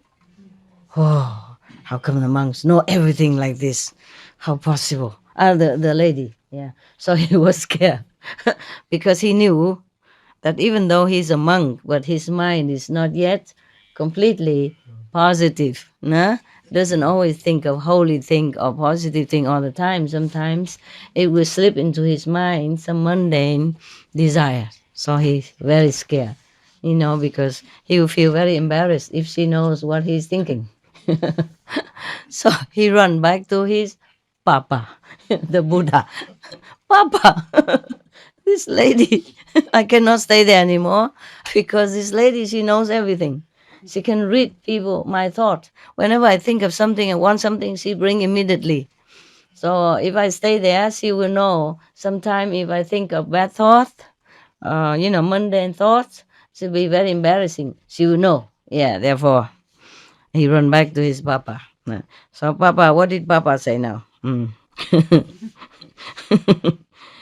So the monk came back and told the Buddha why he has returned to the Buddha's residence, because he's afraid the lady will read his thought one day, bad thought. So the Buddha said, monk, that is a place you should not run away from. That is exactly the place you should go and stay. Yeah. So he said, no, Papa, I cannot. Like a spoiled kid. No, honor one, I cannot. Yeah, I will not reside there any longer. I stay here. Like some of you. Okay, so the Buddha said, well then, monk, can you guard just one thing? Just one thing, yeah. So the monk said, what do you mean, honor one? Guard just one thing. So the Buddha said to him, you guard your thoughts alone, just that, just do that. One thing, that is guarding your thoughts. Yeah. For thoughts are very hard to guard. Yeah, you know that, okay? Yeah, guard your thoughts. Restrain your thoughts alone. Do not concern yourself with anything else, for thoughts are very unruly. Okay, so the Buddha tell him, make him a job, offer him a job to guard his thoughts, not doing nothing else. So that's also a kind of practice, meditation practice. Understand? Yeah. So saying, he pronounced the following stanza. We are going to the end now, near the end now. Yeah. The mind is very hard to check, and swift is it falls on what it wants. The training of the mind is good, and mind so tamed brings happiness. So tame your mind, yeah. Don't care about anything. Just, check yourself first, yeah? Control yourself first, yeah, before you control everybody else. Okay. A mind so tame brings happiness. Have you experienced like that? that sometimes when you tame your mind, say no to what it wants, and you feel some happiness, some kind of victorious? Yes? Okay. I also have some good experience. Today is cold, yeah? I felt cold today, and many days I didn't really eat properly. I mean, not like a good meal, you know, in a normal meal like the Vietnamese used to cook for me. I just eat some simple, you know, like rice congee and some fermented tofu, whatever, like that, you know, some salad and bread. And today, the Vietnamese chef, she cooked something for me, yeah. And then the dogs eat some, and my 2 dogs keeper eat some, and I also ate some. And then there's not much left, you know. So I was thinking, when I was sitting with you, I felt kind of hungry, cold and hungry. So I was thinking, oh, I'm going to call a Vietnamese cook to cook me some of my favorite soup. I was thinking like that, thinking. Then immediately I checked myself. I said, no, you had enough good things today. You just eat whatever left over there or nothing. And then I did just that. And then I still am alive, you know. Then, of course, feel happy too, you know. But why bother her, you know? Because I'm busy also, you know. I thought if I come home, I don't have time to prepare and cook. But I do have time. I just thinking like that, but I did have time. You see, so sometimes we want something, we have to check it whether it's truly necessary or not. Of course, she is very willing to cook for me, very happy to cook for, more than happy to cook. I know that. But it is a time to save for her to meditate, also better for her, you know? And time for me to, I don't know, to control myself, also good for me, yeah? Yeah, it's very, very nice. So I felt very proud of myself indeed. after I stopped myself from, you know, wanting the soup, I came home, just eat whatever, you know, some bread, some of the vegan mayonnaise, some leftover stuff, you know, it's okay. Yeah. I gave him some of the cakes, yeah, and some of the stuff. He's also happy, yeah. No need to special thing. Oh man, he always go here, huh? I didn't tell him. I know. I love him so much. Huh? I love him so much. You do? Yes. Oh my God, he's my dog. I love you more. Stop it. Yeah, you also love him, huh? He's lovable, huh? He's lovable, right? But he don't do nothing much, you see? It's not like other dog come wagging tail. And, he don't do that. He's just full of love quietly. And you look at him, you just want to love him. Yeah. No matter how late when I come home, I always, you know, caress him, talk to him first, and then we say goodnight. Yeah. He's so beautiful. I don't know. If all the humans are beautiful like this, I just stay in my cave forever. I don't have to go out. Don't need to consider India or nothing. Yeah. What mean? Oh, huh? You're right. Right. I'm right. Of course, I'm right. I'm the master. But I was thinking India is not bad, huh? India for sure. No, nobody will bother us because they respect practitioners. Yeah, and once they know what are we doing, you know, like we practice light and sound, and then there's plenty like that in India anyway, so they will not do anything.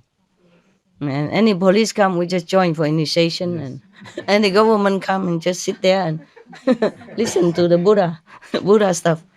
It's yeah, maybe that's a safe place. But the reason I didn't go to India is too easy. You see what I mean? I thought Europe needs me, Asia, China need me, Vietnam need me. That's why I went all over. You see, yeah.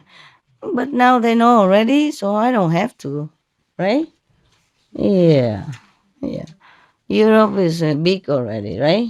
It's not a kid anymore. In India, only Gujarat is alcohol prohibited. Yeah, even. I know. Yeah. Why you love him? Why? I don't know. He looks through my soul and my heart beats so fast when he looks at me. Oh my God. One time he came you are in love. Totally. That's a symptom. He wasn't. I didn't even see him, but I felt him coming. Yeah. It's a symptom. No, he's very powerful. Yeah, he spiritually powerful. He's an amazing being. Amazing. He's the most wonderful being I know on this planet. Yeah. Huh? After you. No, I'm different. No, we are very friends. My God, I wish he lived long. Because if he goes, I probably will be very, very devastated. Yeah. He's so beautiful. Even I don't tell him, he just follow me everywhere, but quietly, not like clinging or not bothering. Huh? Yeah. And if I go home, he just go home. He don't want to come back here. I say, you want to stay here? No, he block, go first. He's afraid I let him stay here alone with you guys. Okay, so now we go back to India here. I'm in India every day since I'm here. You know, since SMC already. I'm always in India because all this story from the Buddhas happened in India. Yeah? It's funny, life after life, the Buddha was born in India until he became Buddha again. Yeah. Now, when the teacher had admonished, meaning the Buddha, the monk thus, he dismissed him, saying, Go, go monk, go concern yourself with nothing else. Resume residence in that same place. And that monk, after being admonished by the Buddha, went to that same place and did not think thoughts concerned with exterior things. You see, it's good. It's good that you humble yourself, because if you know that person know your thought, then you check, no? You control yourself, no? Every time you think of something, I say, no, she knows it.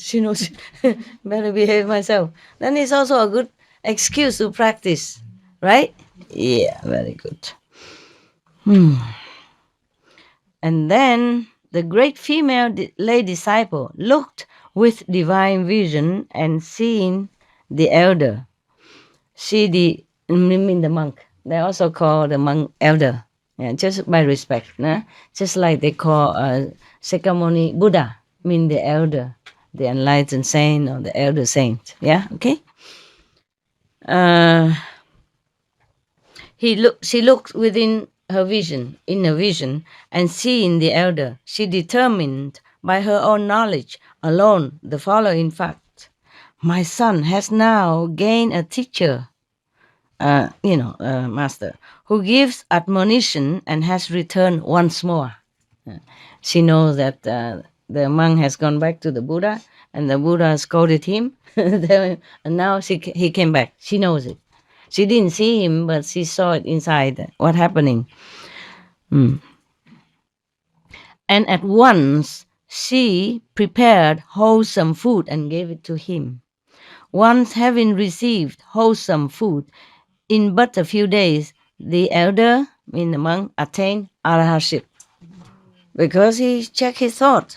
There are two kinds of control you have to do. The obvious thought, that's it running around all the time. And the another one is very subtle thoughts that you don't even know you have it. It's sometime in your subconscious that make you do things that later you realize is not what you wanted. Understand? Yeah, okay. So he attained arahantship as well, after a few days, with good food, of course, good food. Indian food. Maybe I should go there, then I will also attain arahantship in no time. Just a few days, your wife cook me something, yeah? Your wife, your daughter cook me something, yeah? And then I will attain Buddhahood. Yeah. 对了，你翻译给他听了没有？一人给他一半了没有？我有听啊 ，OK， All right， 他也懂英文啊？他不懂，不懂的，你翻译一点点 ，OK， 重点的就好了 ，OK， 以后在家可以看电视、看 Internet 都会 upload 的哈，慢慢看 ，OK，Wow， just a few days to control your thought. Choo, you became Buddha. My God, these few days have you became Buddha yet? No, maybe not a good food. Blame the kitchen. Food's good enough, right? The monk ate only once a day, you know. You have twice. There's cookies in between. Huh? Cannot blame anything except yourself. Try to control your thought tomorrow, from today. Okay? Anytime you think something bad.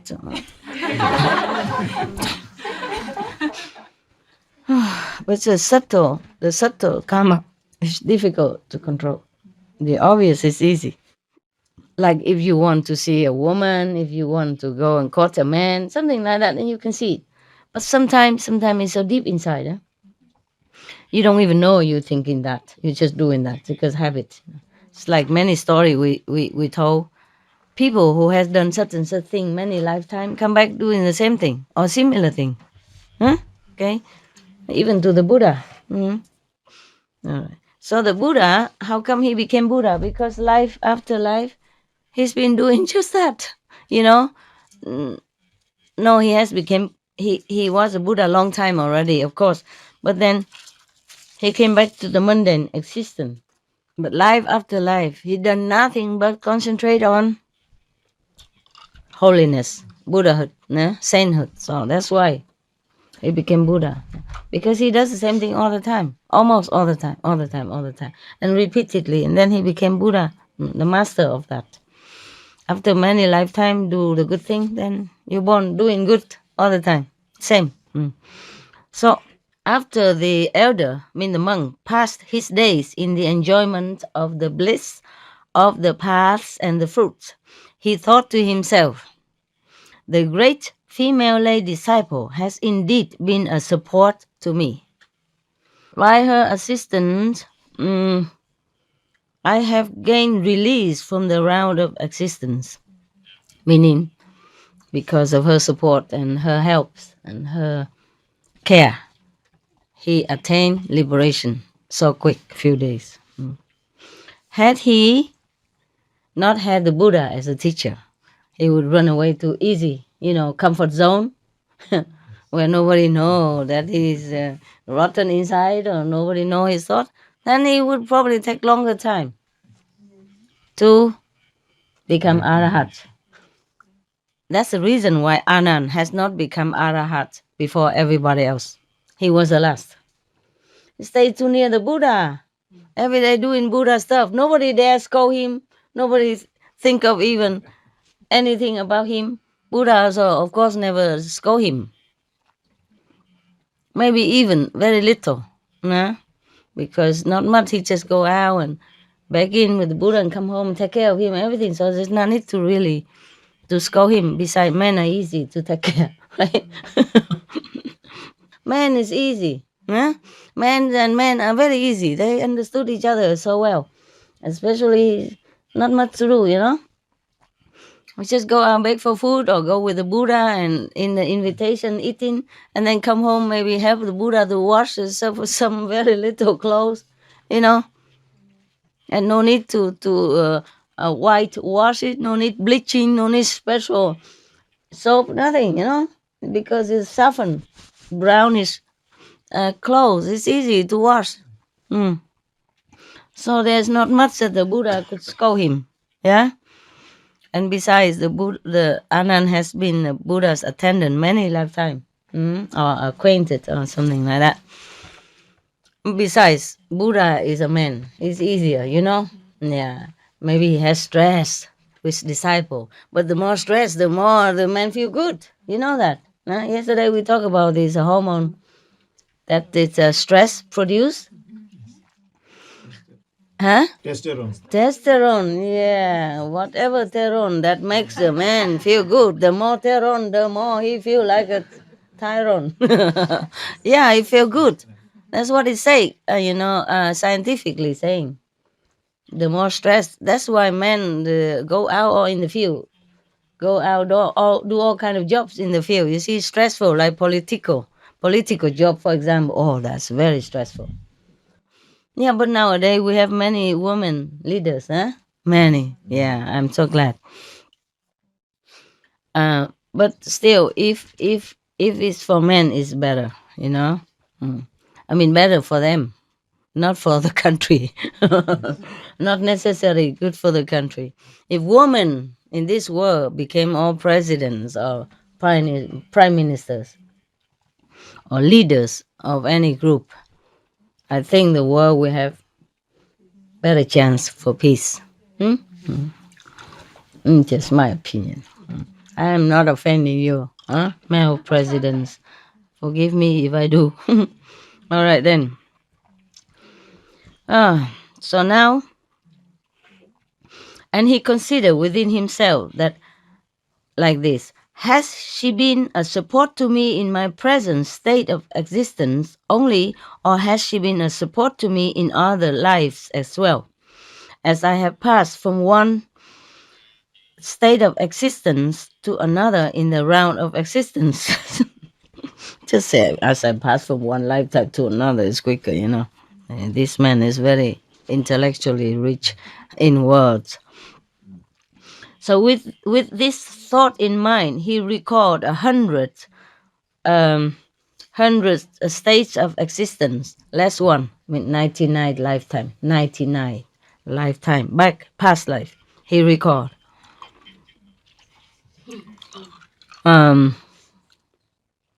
Now in 100 states of existence, less one mean 99. I don't know why less one. I guess less one meaning less than this present lifetime. That is 99. Yeah. So he saw that this female lady disciple has been his wife. Oh. And her affections had been set on other men in another lifetime. And she had caused him to be deprived of life. Caused him to die. And when, therefore, the monk beheld the huge pile of demerit she had accumulated, so he thought to himself, oh, what wicked deeds this female lady disciple had committed. At that time, he thought some negative thing. The great female lady disciple also sat in her house, considering within herself the following thought: has my son reached the goal of the holy life? She was questioning herself. Perceiving that he had attained arahatship, she continued her reflections as follows. When my son attained arahatship, he thought to himself, this female lady disciple has indeed been a powerful support to me.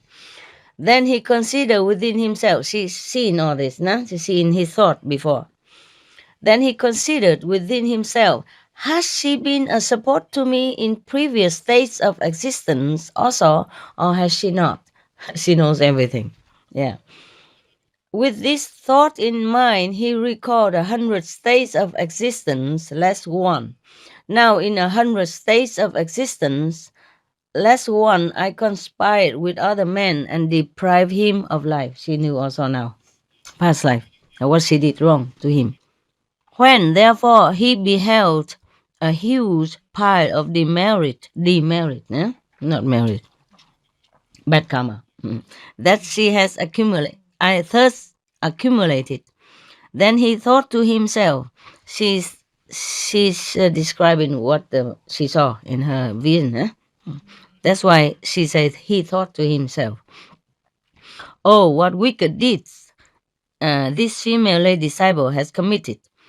Is it not possible that as I have passed from one state of existence to another in the round of existences, have I rendered assistance to him? She saw that the monk has been seeing the past life and seeing her sins in the past life. And now she wondered whether or not in some of these 100 life, whether she has been doing something good as well, okay, to him. She wondered like that. Considering the matter further, she called up before her mind her 100th state of existence and became aware of the following. Because they recall only 99. existence, and now she record the 100th, not the 99th, or not the 99 before, but the 100th of existence, and became aware of the following. In my 100th state, life of existence, I was his wife. And on a certain occasion, also his wife again, and on a certain occasion, when I might have deprived him of life, I spared his life. I have indeed rendered great assistance to my son, meaning ex-husband, and still remaining seated in her house, she said, discern further and consider the matter. She telling him from afar, like remote control, or maybe by telefax. She said inside her, discern further and consider the matter. Search more. And then by the power of the divine ear, the monk immediately heard what she said. So he do research further into the past existence, and then he called upon his mind his 100th state of existence, just like her, and perceived that in that state of existence she had spared his life, just like now. Filled with joy, then he thought to himself, this female lay disciple has indeed rendered great assistance to me. Then and there, reciting the questions relating to the 4 paths and the fruits, he attained the remainderless element of nirvana. Wow. So cool. Huh? All right. Good. The story ends here. Thank you, Buddha and Anand. And all the people that has helped us to have this story today. It's kind of short today, but I've been working all day, so please understand, huh? Last night, I'm sorry I had to quit. I don't know why. I feel very tired.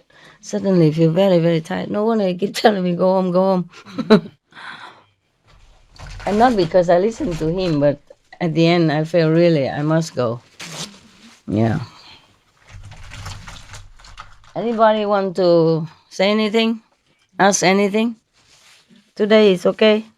I'm not too tired. A question, when you say the subconscious thought, how can we control them if we don't know them? Not really. Just meditate more and then you realize it inside. Okay. Or you check out your action. Okay. Because sometimes you do something wrong, but you don't know why you do it. And that is the subconscious playing hell. Oh, okay. Sorry. Playing something. Yeah. Okay.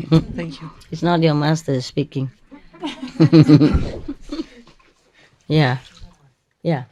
When you realize you do something wrong without intention, then you must know it is the subconscious. The karma, deep layer, alaya, the alaya. Anybody else? Residue of seed? Residues, yeah, residues. Anybody else? Here. I have a friend, it's a disciple. She had been initiated like 10 years back. Right now she's still suffering, like when she started to meditate, she can't meditate for a long time. She had like pulling head inside. She had a headache. Oh. So he just... What kind of guru did she follow before? She followed you. No, before that, did she worship any statues or any local gods or anything like that? No, I don't ask her. Where is she? She's in Singapore. Oh, why didn't she come here? She wanted, she have the leave for the first event. Oh. But after that, when it's cancelled, so they can't come here back. Okay, understand. I don't know if she's doing the correct thing, If she come back next time, or if she is eating anything bad, or... No, she's following your path, Master. So I don't really understand. Also, she go for a checkup medical, so the doctor just said to her that she didn't have anything. just give him tablet for sleeping. Oh, sleeping tablet? Yeah. Oh. So sometimes she takes, sometimes she just Yeah. continue to meditate. But still now she suffer. Sometimes when she talk to me, the hair just move. The ear also move like this. Tremble. Oh, understand. Wow.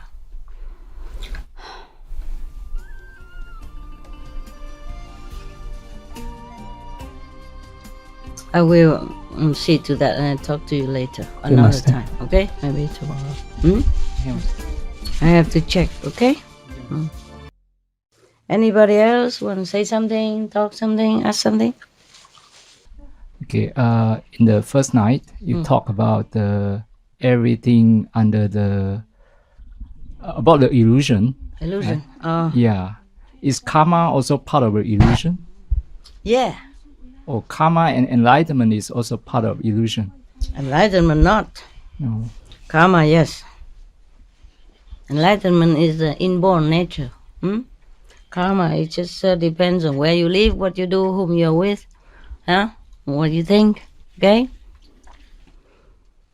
So everything under the shadow world is illusion, including karma and including the fifth world. It's called a shadow world. Shadow.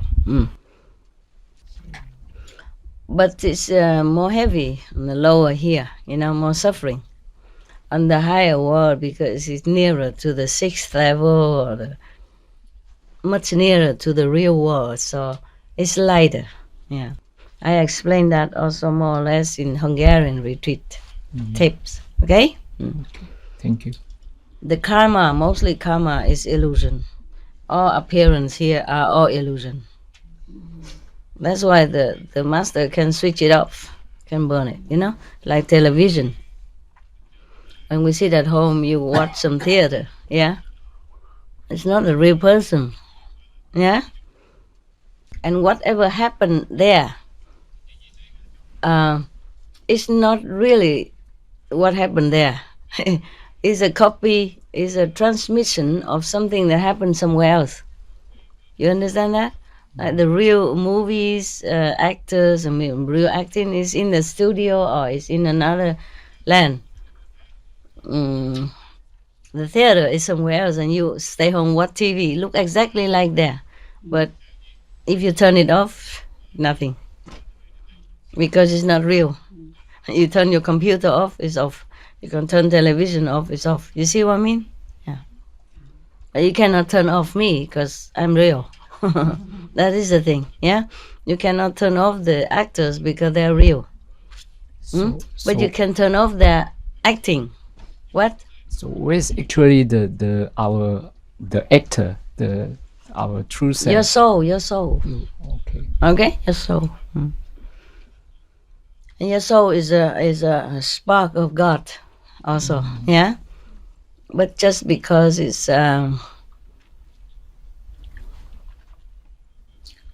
I told you already in the retreat in Hungary. There are different layers. Yeah. Understand. And here is a heavy layer. Yeah. But the soul is not exactly had to be here. Can be in the higher world as well. And if you keep going up, then you go back there. And the lighter part of the universe, where you don't have to suffer a lot. You don't have to suffer anymore. Okay. In any country, there are different provinces, Some province, like in the capital, you have everything you want, convenient and everything. But in some rural area, some people, difficult to get even a rolls of toilet paper or some fancy fruits or something that they even never heard of. You understand? Yes. So in the shadow universe, it's like that also. In some part of the universe are lighter, in upper level. If we go there, if we return there, we will feel better. Yeah. We feel more self. Yeah? The soul will be stripped of all of this illusionary, more illusionary than that. Or the clothes, or the cover. And then you'll be shine in your real self again. Okay? Real self over there, not real self in there.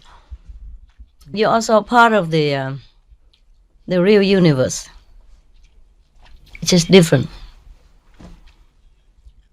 Even if you are in shadow universe, it's better be in a better, in better position. If you're in the palace, if you are in a royal family, it's better than you are just a guard in the palace or the secretary in the palace. Understand? Okay. Thank you. It's very difficult to explain this abstract thing. I only know it, but it's very difficult even for me to explain it. Yeah. He knows it, right? You know it, right? You have a lover here, my God. She's going to be heartbroken when she leaves. You can't take him, sorry. I know you love him because I do, but can't. He's the only one. You won't find another one here on the planet. No. You're tired, huh? No, it's just too much blessing. His eye keep, he want to close, but he don't want to close. His eyes, want to close, heavy, but he don't want to close. You want to shake your hand? Huh? Did you shake your hand? Yeah. Oh, well. Why you like him? Your lover is behind you. Such a beautiful boy. Yeah. I just, huh? Maybe he can read the mind too, like the woman lady. What, love? Maybe he can read the mind too. Yeah, like he can. The lady. He can. Here's the truth. When the first time I saw him, I feel like to touch him. But he never looked me or anything. Just by the way, cool. So cool. You feel cool? Yeah, I feel cool. And then today, so surprised.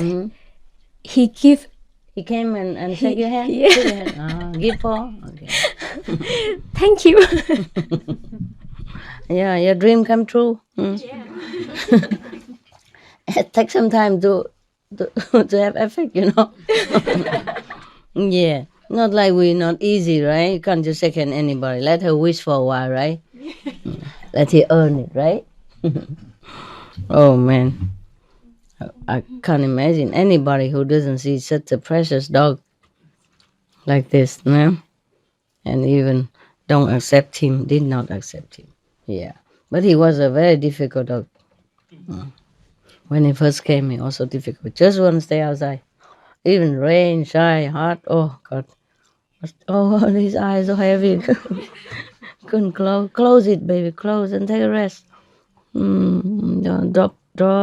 Sleep. Good. Okay. He's meditating, he meditates a lot also. Yeah. Okay. So we go home now if nobody wants. Sao đợi hỏi hoài, hỏi lâu quá mới chịu hỏi. Con sợ sư phụ, mà con có cái này con hỏi sư phụ á, sao con ngồi thiền ánh sáng á sư phụ, cái tự nhiên tay của con nó cứ đập xuống cái nền nhà, nó sưng luôn sư phụ. Ồ vậy à? Yeah. Đâu thấy sưng gì đâu. Không, mấy một tháng trước. Có mấy lần thôi hả? Một lần thôi sư phụ. Một lần thôi gì đâu mà lai. Nó sưng dữ lắm đó sư phụ. Và con rồi nó làm giống vậy những cái hành động lạ lắm đó sư phụ. Hiểu rồi. Yeah. Con không biết tại sao. Rồi con nói chứ không, con chỉ có sư phụ Thanh Hải Phù Tương Sư thôi, đừng có ấy không vậy đó. Rồi sao? Rồi hồi lâu rồi nó bớt. Okay. Kỳ sau thì lấy cái nệm để ở dưới đó. Cô đánh cái nệm nha. Yeah. Mấy cái lực lượng phổ định bên trong nó vật cơ mà, cho nó ra đi là ok rồi. Do mặt biết liền hỏi gì. Họ ráng tu thêm, ok không? Ăn uống cho kỹ ha. Cái nào mà nó nghi ngờ đừng có ăn nha. Okay. Đúng. Anything more? Oh yeah? Yeah. Already? I just want to say goodbye and thank Tomorrow? you very much. Yeah. Tomorrow morning. Everybody leave? No, just Indonesian. Oh. Yeah. Việt Nam cũng đi hả?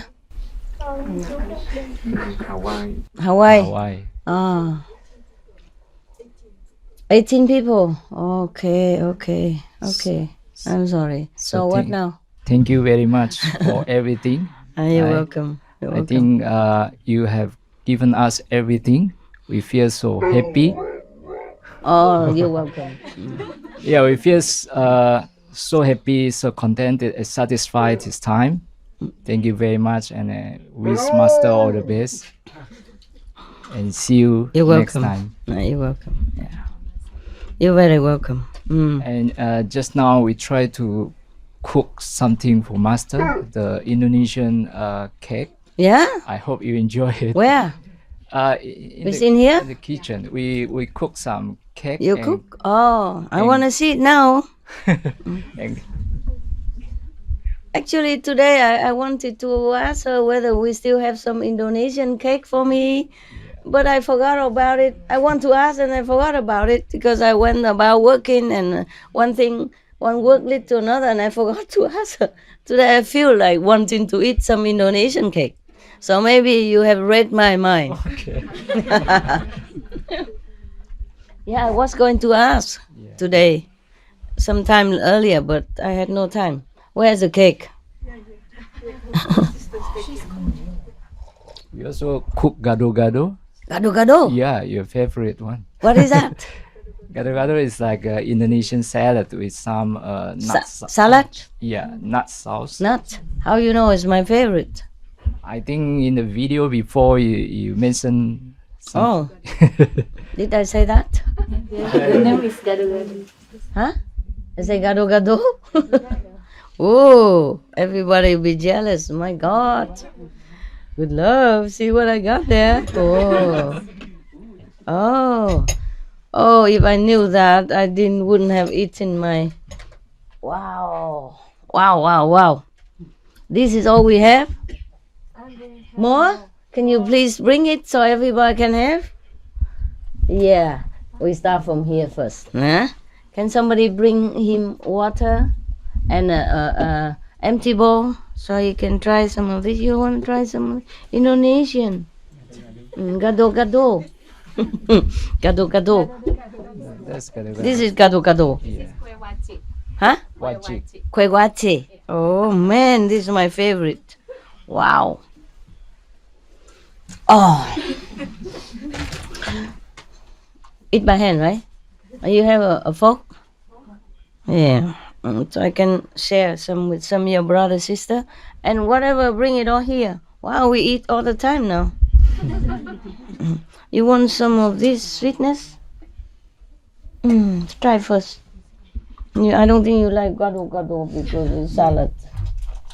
Oh, I remember in Indonesia they cook something with the water spinach. Oh, the spinach.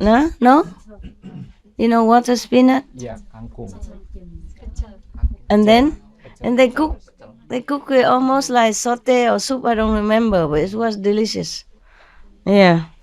Pecel. Maybe pecel.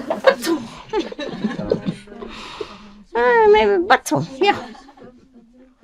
Yeah. Bring the rest now for everybody. Where's the? No, the rest of the cake. And then this one you eat with the sauce. Haha. You made it all yourself today? Wow. How did you make it today? You have ingredients here? Yeah, one of the sisters trying to find the ingredients all over. Outside? Yeah. Wow, that's very nice of you. I hope the taste will be similar like before. No wonder I was thinking eating Indonesian sweet cake stuff, you know. I was thinking like that today very strongly, but I was too busy. And come up and down, in and out, you know. I have no chance to ask. Yeah. Oh, very good. You read my mind. Oh, my God. Maybe arahat already. No. For everybody, my love. Everybody.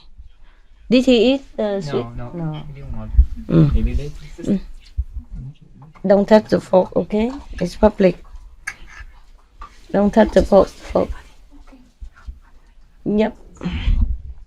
Give everybody. Any more left or just that? No? No more. Then you have to cut it half.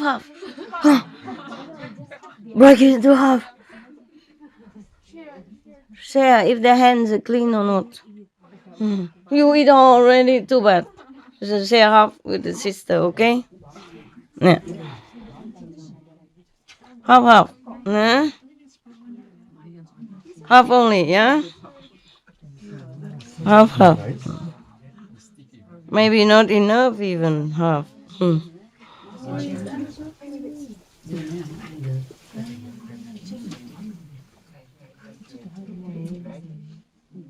Yeah.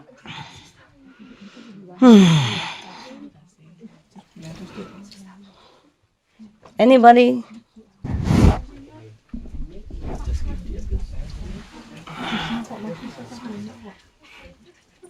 You too. Share, huh? Cameraman also, yeah? Translator also, yeah?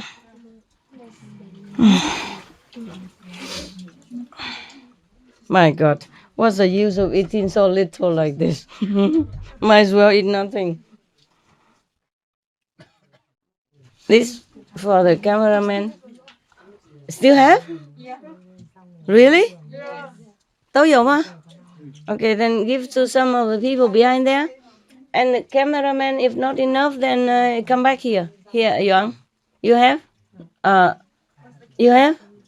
Eat your food. Did you put salt? The salt is not very salty here. Oh, no? Indonesia is salty. Then put a little bit more salt. The ingredients may be a bit different. Yeah. So, the ingredient. Bad ingredient, you. Bad salt. Bad pork. Even the color also different. The color is more brown. Bad color. You have everything? A little bit? Okay. The Indonesian also have? Yeah. Did you feel different or am I wrong? Yeah, it's a bit different. It's a bit different. Palm sugar is different. Yeah. This is palm sugar they use? In Indonesia, you use palm sugar? Yeah, Coconut sugar. Coconut sugar. Here is coconut sugar? Yeah. different. No. Everything bad. Bad sugar.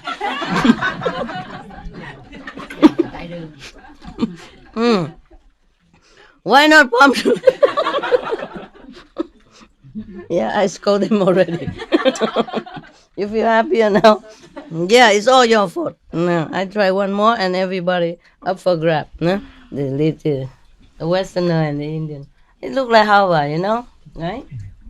Yeah. Go ahead and share. Giống chè Việt Nam mà. And the older people behind there, they don't have it in Italy. Huh? Yeah, blame everything. Huh? Good? Yeah, of course you know nothing. The Westerners say very, very good. Only I am a bad one. I'm picky. Oh, I miss Hawa, you know, vegan, huh? When I was in India. Because they have a big congregation all the time. So they give you on a piece of newspaper. But it still tastes like heaven. The Philippines, they also cook very nice, similar stuff. But the kind of purple color, I don't know what they cook. Beautiful. The problem also because I ate already also, yeah? But they say very good. They don't know anything better, you know. Never been in Indonesia, never ate the real native food. Yeah, the real Indonesian food. That's why the first time they brought here all the way from Indonesia, real thing. Tastes so good, huh? You cook in the afternoon, right? Oh, yeah, that's when I wanted to ask the Vietnamese cook whether she still have some, you know, of the festival for me. Look like you know my thought, or I know your thought. I don't know who knows. Not me. The credit is the sisters. Yeah, I mean you people. Suddenly I sit there and crave for Indonesian sweet. Yeah, next time you cook those, whatever you call that, thing. What's it? What's it? Yeah, what's it? Right? What's it? Next time. I like that. I don't know, the family kind of cooking. I don't have that. I didn't have it for a long time. And then after that, you can give me kwadu. Oh, wow. It's a whole meal here.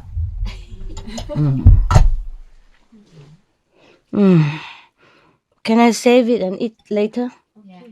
I mean tomorrow? Because if I eat now, I might not enjoy it. It's a waste, you know?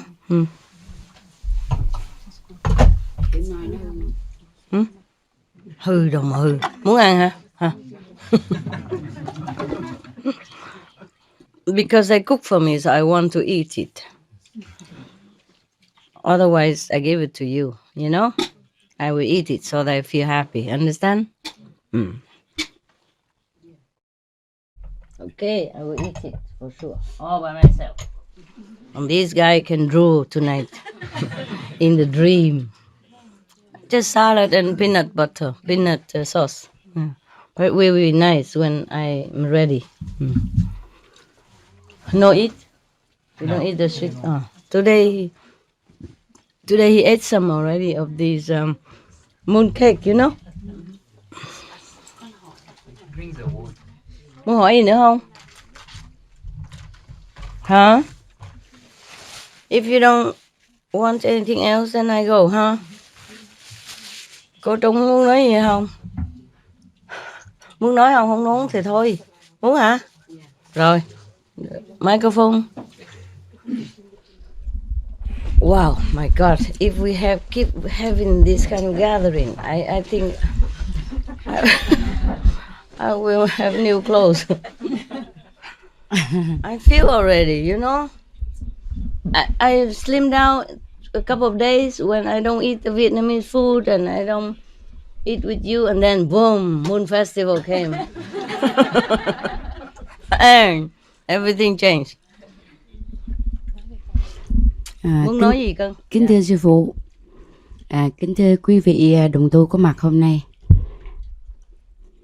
Được sự đồng ý của sư phụ, tôi là người của gia đình sẽ xin kể cho quý vị một vài câu chuyện mà cái thời thơ ấu của sư phụ mà được nghe qua ba mẹ kể, chứ lúc đó thì bản thân tôi cũng còn có lúc chưa sinh ra và cũng có lúc còn bé lắm.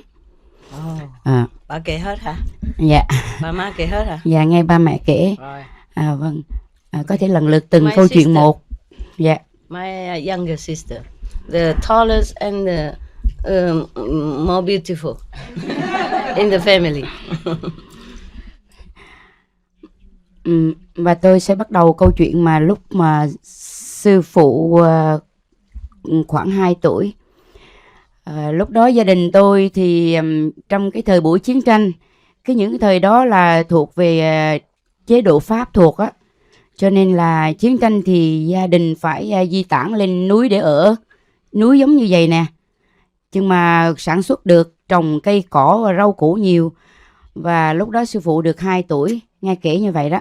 Wow. Và câu chuyện này thì tôi nghe ba mẹ tôi kể đi kể lại nhiều lắm, mà rất là ngạc nhiên.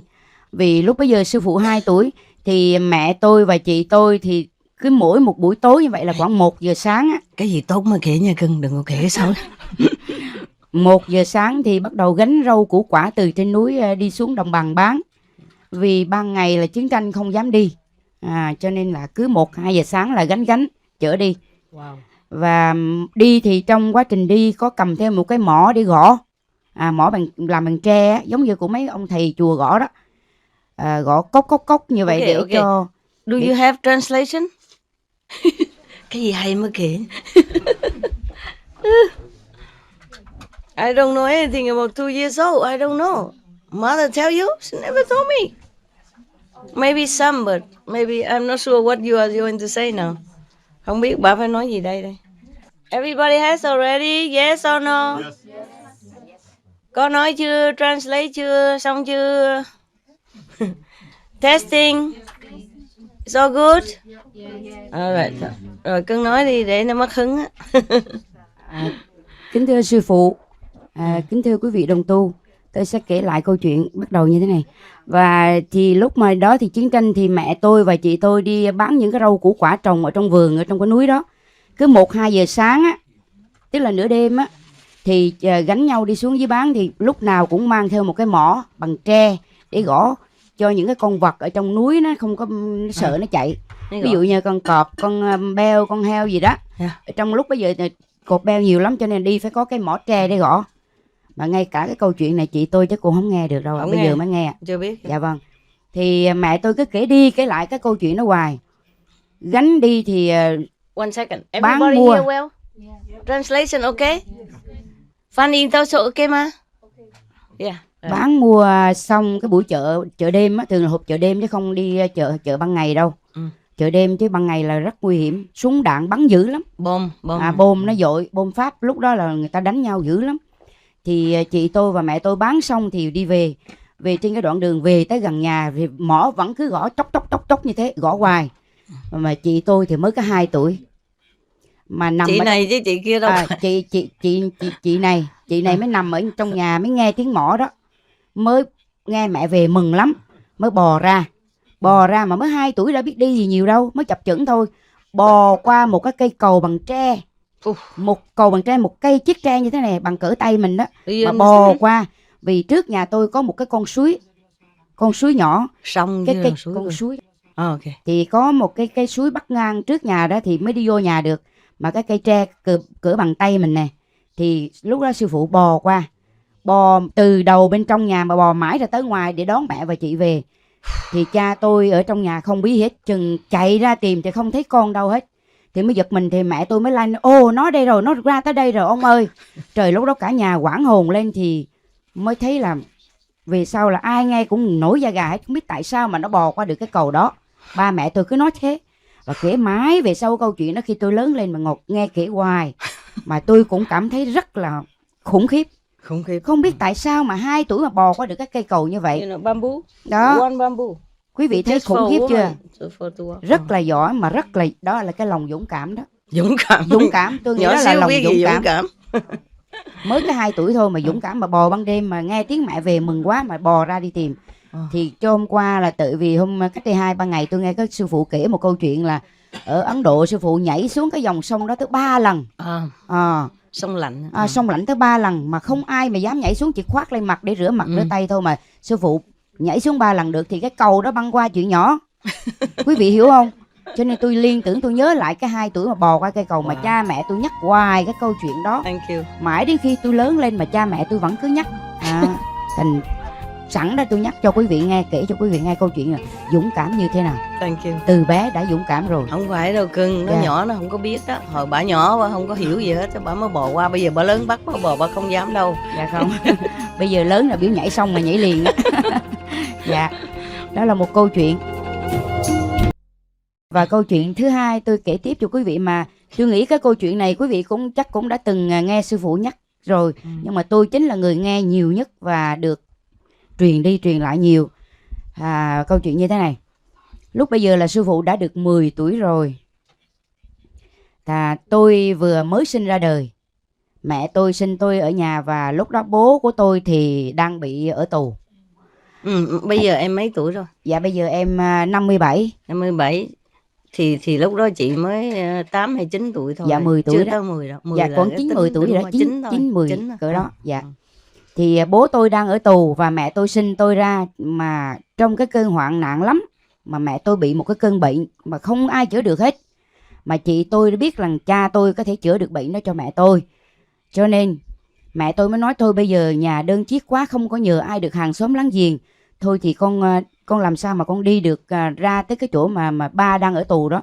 Con xin phép cho ba về đây chữa được bệnh cho mẹ thì mẹ mới sống. Còn nếu ba không về được thì mẹ chết thôi. Đường xa. Sinh tôi được mới có mấy ngày à. Mẹ tôi bị sản hậu đó. Bệnh sản hậu hồi đó người ta kêu là giống như là sinh ra mà nó cứ ra máu hay sao đó. Đại khái này không thể cầm được. Mà mẹ tôi thì lúc đó thuốc men rất là thiếu thốn. Không có đi tiểu được nữa. Dạ không. Nằm một chỗ đó thôi. Thì chị tôi mới nói rằng là, sư phụ quý vị mới nói rằng là thôi thì để con đi một chuyến xem sao, con cố gắng. Thì 9 tuổi thì nhỏ quá, quý vị biết rồi, đường xá xa xôi, mà lại lúc đó chiến tranh này, thời buổi rất là lạc hậu chứ không văn minh như bây giờ, không có gì mình phương tiện gì hết, xe cộ không biết là đi như thế nào, mà sư phụ tôi đi ra được tới cái chỗ mà cha tôi ở tù. Và chị tôi mới vô được trong cái chỗ nhà tù đó, xin cho gặp được cái ông quản tù cai ngục đó, viên cai ngục mới nói hỏi chị tôi, chứ cô là con làm gì đây? Thì chị tôi mới nói là bây giờ thưa với ông rằng là mẹ tôi sinh em tôi ra mà mẹ tôi bị bệnh nặng quá, không thể nào chữa được, mà chỉ có cha tôi mới chữa được cái bệnh đó cho mẹ tôi thôi. Thì không biết sư phụ lúc bây giờ nói như thế nào đó, mẹ tôi không có biết được. Và ông đó rất là cảm động vì thấy cái cô bé này rất là nhỏ nhắn dễ thương. Tại vì sư phụ khóc nữa. Dạ. Vừa khóc vừa nói. Vừa khóc vừa nói rất là ở ngoài đợi cả buổi chiều á. Dạ. Đợi nguyên cả ngày. Đó, sư phụ nhớ đó. Nhớ bây giờ nhớ chút. Thì sư phụ ngồi khóc lóc với ông cai ngục đó dữ lắm, đợi nguyên cả buổi chiều. Thì ông mới cảm thấy là một người con gái nhỏ nhắn như thế này, dễ thương như thế này, mà ăn nói rất là diễn cảm, mà nó rất là tình cảm, tội nghiệp lắm. Cho nên ông mới suy nghĩ đi nghĩ lại, xong nói thôi được rồi, ổng sẽ cho bố của sư phụ về để chữa bệnh cho mẹ. Thì lúc bây giờ là cha về nhà, trước khi về thì ông viên cai ngục đó có dặn dò với sư phụ rằng là khi mà ông về, ông biết vì sao mà tôi cho ông về không? Tại vì tôi cảm động con gái của ông đó. Tôi cảm động con gái của ông đó, ăn nói rất là dễ thương mà tình cảm, cho nên là tôi cho ông về để ông chữa bệnh cho vợ ông. Nhưng mà khi về ông phải nhớ cho tôi một điều, khi mà đặt tên con gái mà đang nằm ở nhà đó thì ông phải nhớ lấy tên tôi đặt để kỷ niệm. Ông nói vậy chứ không phải mình tự động hả? Dạ không, ông nói vậy đó, ông dặn là mà cha mẹ kể cho em hoài cái câu chuyện này, cho nên em thắc mắc lắm, tại sao mà cái tên của em là Quang Trung giống như con trai. Thì It's a boy's name, her name is a boy's name. Thì cha mới nói rằng là cái lý do đó mà cha mới đặt tên con như vậy, chứ không phải là tự nhiên mà đặt đâu. Trước khi về ông có nói rằng là thứ nhất là tôi cảm động con gái của ông rất là thông minh, dễ thương, cho nên là tôi cho ông về đó. Cái thứ hai là khi về nhà thì ông phải đặt tên con gái ông là tên tôi để kỷ niệm, thì tôi mới cho ông về. Thì cha mới nói rằng ok, tôi đồng ý đó. Thành ra là các quý vị thấy không, nhỏ như vậy đó mà không biết làm sao mà đi băng từ nhà mà đi ra tới ngay chỗ cha ở tù mà đi xin cho mẹ về. Đi xe. Thì cái đó thì xe đúng rồi, xe nhưng mà nhỏ quá, ai dám đi lúc bấy giờ, mà ai dám vô trong tù mà đi xin như vậy không? Đủ can đảm không? Mà sư phụ bé như vậy mà đi được ra tới cái chỗ đó mà gặp viên cai ngục mà xin để cho cha về. Ông chỉ nhớ là hồi đó ngồi ở ngoài, nó bắt ngồi đợi hoài tại vì người tù phải đi ra đâu đó đi làm việc đó, đâu có ở nhà đâu. Rồi muốn gặp ông cai ngục, ông cũng đâu ra, ông gặp mình liền. Cái ông trưởng tù đó. Còn cái người cai ngục đứng ở bên ngoài đó là người gác cửa thôi. Họ không cho mình vô. Và cứ ngồi đó. Ngồi đó hoài, rồi ngồi lâu quá sợ mẹ chết á, khóc. Sợ mẹ chết, ở nhà đâu có ai nuôi em, rồi em mới còn nhỏ phải cho nó bú này kia. Đâu có cho bú đâu, hồi nhỏ mẹ đẻ em ra không cho bú. Không có ai cho bú, không có nhà ai. Đúng đó rồi. Sợ chết mẹ chết em luôn, không có ai, không biết ai lo không, thành khóc rồi cái người coi cửa đó họ mới thấy tội nghiệp đó. Thấy ngồi hoài cả ngày mà ngồi khóc á, rồi ông mới đi vô, ông kiếm ông kia, ông nói cho vô nói chuyện. Rồi trước khi chị về nhớ có cái ông trưởng tù ông có nói là thôi bây giờ con phải ở lại đây để cầm chân, thôi tới mới cho cha con về. Ông chọc gì đó. Ông chọc đó. Ông chọc đó. Ông vừa ôm mình, ông vừa chọc vậy. Rồi cái sư phụ mới nói dạ thưa thôi không. Ông nói tại sao không? Nói tại vì ở nhà phải chăm sóc cho mẹ chứ. Ông cho cha tôi về có 1-2 bữa rồi đi, rồi ai chăm sóc cho mẹ cho em, thành ra ông nói thôi vậy nói cũng có lý. Ông mới cho đi. Ông nói giỡn vậy thôi mà. Ông rất là tử tế. Dạ vâng, đó câu chuyện là như vậy. Thì em nhớ nhiều quá hả? Wow. Thì ở chung với ba mẹ cho nên ba mẹ hay kể tới kể lui hoài, mà chị thì đi học xa, cho nên là nhiều khi ngồi nhớ nhau á thì cứ kể những kỷ niệm đó.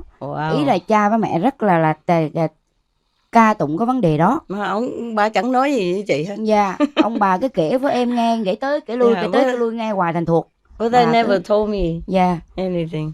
Và I know it already. Và câu chuyện thứ ba mà tôi muốn kể tiếp cho quý vị nghe cũng về sư phụ của quý vị. Còn nữa. Cái câu chuyện này thì khoảng Lúc bây giờ sư phụ khoảng 13 tuổi đó. Dạ, 13 tuổi. Bây giờ câu chuyện này là sư phụ bây giờ là lúc bây giờ là khoảng 13, 14 vậy đó. Lớn rồi. Thì lúc đó tôi cũng đã sinh ra đời khoảng 3 tuổi, 4 tuổi rồi đó. Tôi cũng đã biết sơ rồi. Thì cha tôi bị mắc một cái cơn bạo bệnh, nghĩa là người ta cái tên gọi lúc bây giờ là chảy máu cam đó. Mà bệnh viện Pháp lúc bây giờ thuốc men cũng thiếu lắm. Chảy máu mũi hoài. Chảy liên tục, chảy không ngừng. Chảy giờ nọ sang giờ kia, chảy miết, chảy lòng vòng, chảy liên tục, chảy không ngừng. Thì chị tôi và mẹ tôi mới đưa cha của tôi đi ra bệnh viện lớn để mà chữa bệnh. Và tôi có nghe xa lắm. Mà tôi ở nhà một mình cứ thế mà sống với bà nội thôi. Rồi chị tôi mới bắt đầu cứ nghe kể là mỗi buổi chiều như vậy á, là sau khi mà chị tôi đã dọn dẹp trong cái bệnh viện đó này, đổ bô này, làm những cái việc giùm cho những cái bệnh nhân mà nhà không có người giúp á, sư phụ đổ bô kia bô nọ giúp đỡ họ giặt giũ mọi chuyện trong bệnh viện đâu đó xong rồi, thì cứ mỗi buổi chiều như vậy á là chị tôi lên cái đài phát thanh của cái bệnh viện đó hát. Hát cho các cái bác sĩ trong bệnh viện nghe.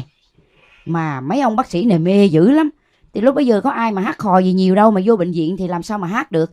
Mà chị tôi xung phong lên là hát. Cứ mỗi buổi chiều làm việc xong, giúp đỡ trong bệnh viện bệnh nhân xong là chạy lên cái đài phát thanh đó là hát. Rồi mấy ông bác sĩ thích lắm, cho nên là cuối cùng chữa được bệnh cho cha tôi. Và giữ lại trong một cái phòng đặc biệt đó, chứ không phải là cho đi ra ngoài nằm như những bệnh nhân kia. Cứ giữ thế mà chữa bệnh cho cha tôi bớt được.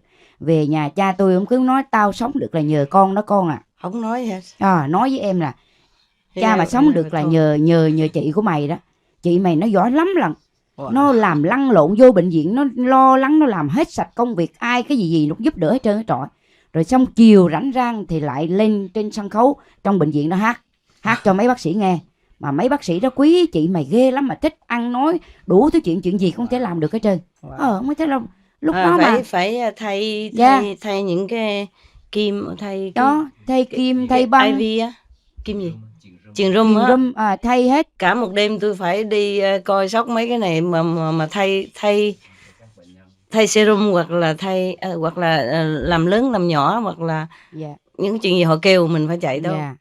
And the nurse is in the hospital, you know, day or night, they are very relaxed and they trust me so much. They let me do everything, taking care of the patients at night and changing the serum, you know, the how you say, the IV, or regulate it, and you know, walk around looking which one run too fast, which one run too slow. I regulate all that and I change it. I could even do IV myself. Yeah, because my father also taught me already at home before. I had to do it sometime for him. Yeah, he cannot do it for himself. Yeah, you know, like you can do many things. You can put a needle into your arm here maybe, but it's better somebody else do it. And if it's IV, it's more difficult. If some medicine, you have to put it in the vein, you know, here. Then you have to be more precise. Yeah, otherwise it's hurting people and it doesn't come in the vein. Yeah, or behind the butt here. It's more difficult to do it yourself. Yeah. So sometimes I have to help to do it for my father. He can't do it for himself. So he trained me a little bit like that. So over there in the hospital, I did all that for all the patients. The nurses just relax or sleep, you know. I did everything. So they like me very much. They let me stay in that intensive care room even, because I'm so clean.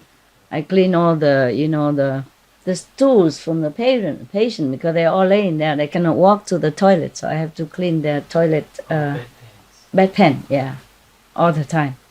Clean and wash and sterilize, bring it back there. And whoever wants it, just call me. The nurse didn't do it anymore. So they keep me there until my father better. Yeah. Okay, even though it's so full, the hospital is full. Because it's a wartime, you know, very difficult to lay there for months. No, more than a month, maybe 2 months. Yeah, they wouldn't let it just for bleeding the nose like that. And later his bleeding stopped. Đó quý vị thấy không, trong bệnh viện ví dụ như bây giờ mình đi vô bệnh viện mình nuôi người thân của mình, có ai mà đi chạy tới chạy lui mà làm những cái việc như vậy không? Mà sư phụ làm hết. Không phải làm vậy họ mới cho ở đó. Làm như vậy thì họ mới cho cha mình nó đó được lâu. Với lại cho chị ở luôn sát bên, nó nằm ngủ Dạ, dưới chân giường. cho phép nằm ở đó, chứ lẽ ra là không cho người nhà nằm ở bên cạnh bệnh nhân đâu. Cái chỗ đó là intensive care, là nó kêu bằng gì không biết. Chăm sóc đặc biệt. Chăm sóc đặc biệt á. Mà ngủ ở dưới cái chân giường của ông già đó. Ngủ sát đêm, tận có chuyện gì kêu liền, có chuyện gì kêu liền. Mãi về sau mà khi mà ông cụ bớt bệnh rồi là về nó miết cái câu chuyện đó. Không nghe ông nói. Nó miết, nó hết người này tới kể người kia tới kể, hết cho người này nghe người kia nghe. Mà em nghe thuộc lòng tới bây giờ luôn. Bởi vậy em nghĩ sao mà giỏi quá vậy. Hát hò lăn lộn làm những cái việc như vậy. Mà hồi nhỏ chị tôi học rất là giỏi, giỏi lắm lận. Cho tới bây giờ những người bạn bè học chung lớp với chị vẫn cứ hỏi thăm, và nó hồi đó chị của em học giỏi lắm lận, bảng danh dự dán đây nha, bằng khen dán đây nha. Học giỏi lắm lận. Đi đâu người ta cũng thương mến. Ta nhớ thương dữ lắm, ai cũng nhắc nhở hỏi thăm hoài. Mẹ hát con khen hay. My own sister praised me. I feel like những câu chuyện như vậy cũng kể cho quý vị nghe cho vui thôi. Dạ, tùy quý vị nhận xét. Dạ, em xin hết.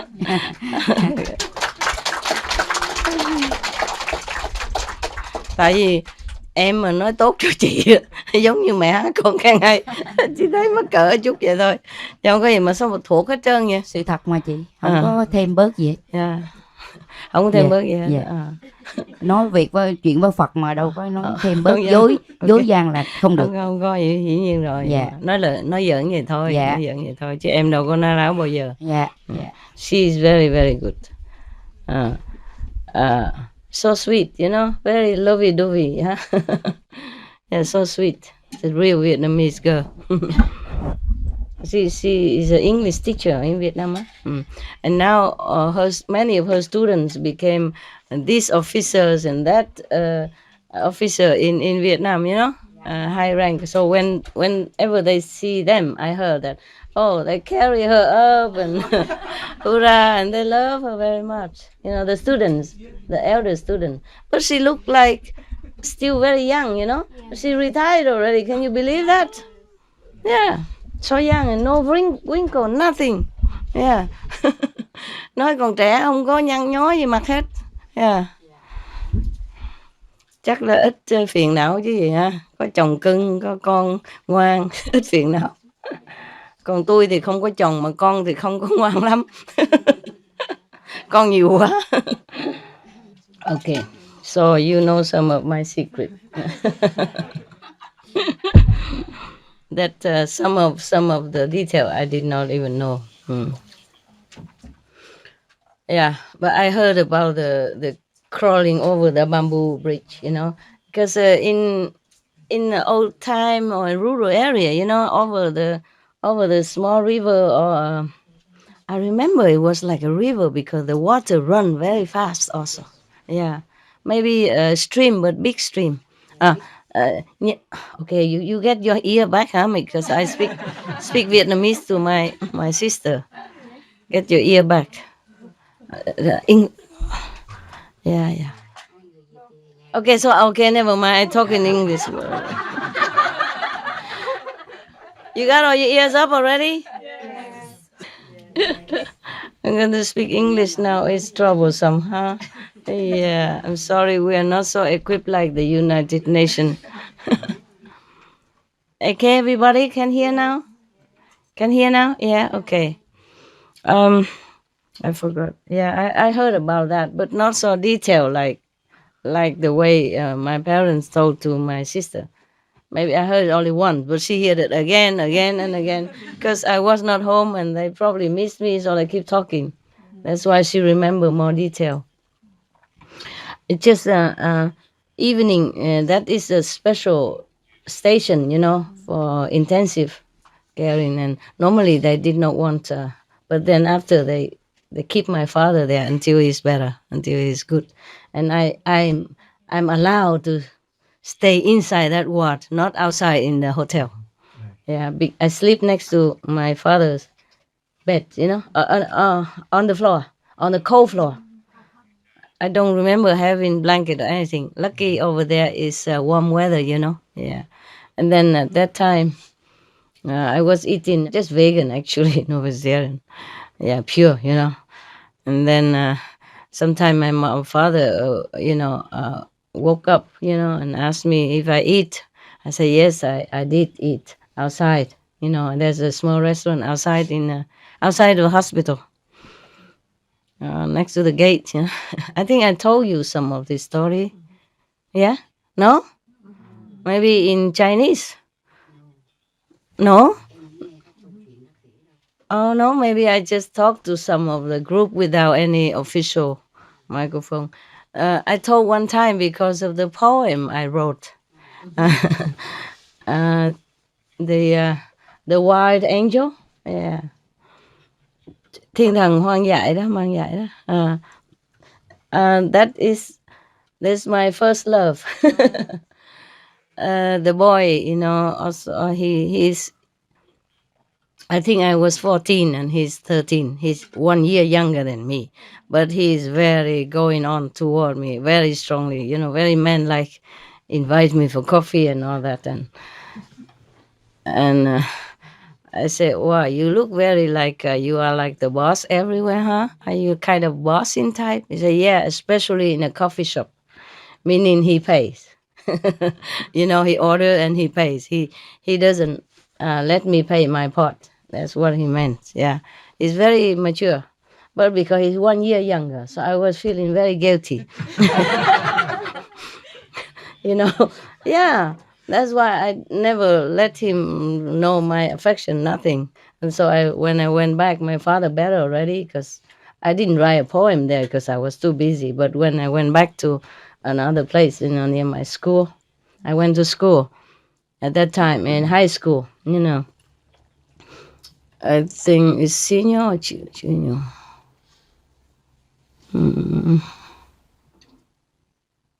Lớp đệ tam là lớp 8 hả? Đệ tam. I think senior. Lớp 10 hả? Okay. Senior higher high school, not low high school. Yeah. And then, but because my father is sick, so I took off. Yeah. But later, so I missed the semester, the end of the year exams. But later, the teacher let me do it alone when I came back. Only me alone, nobody else.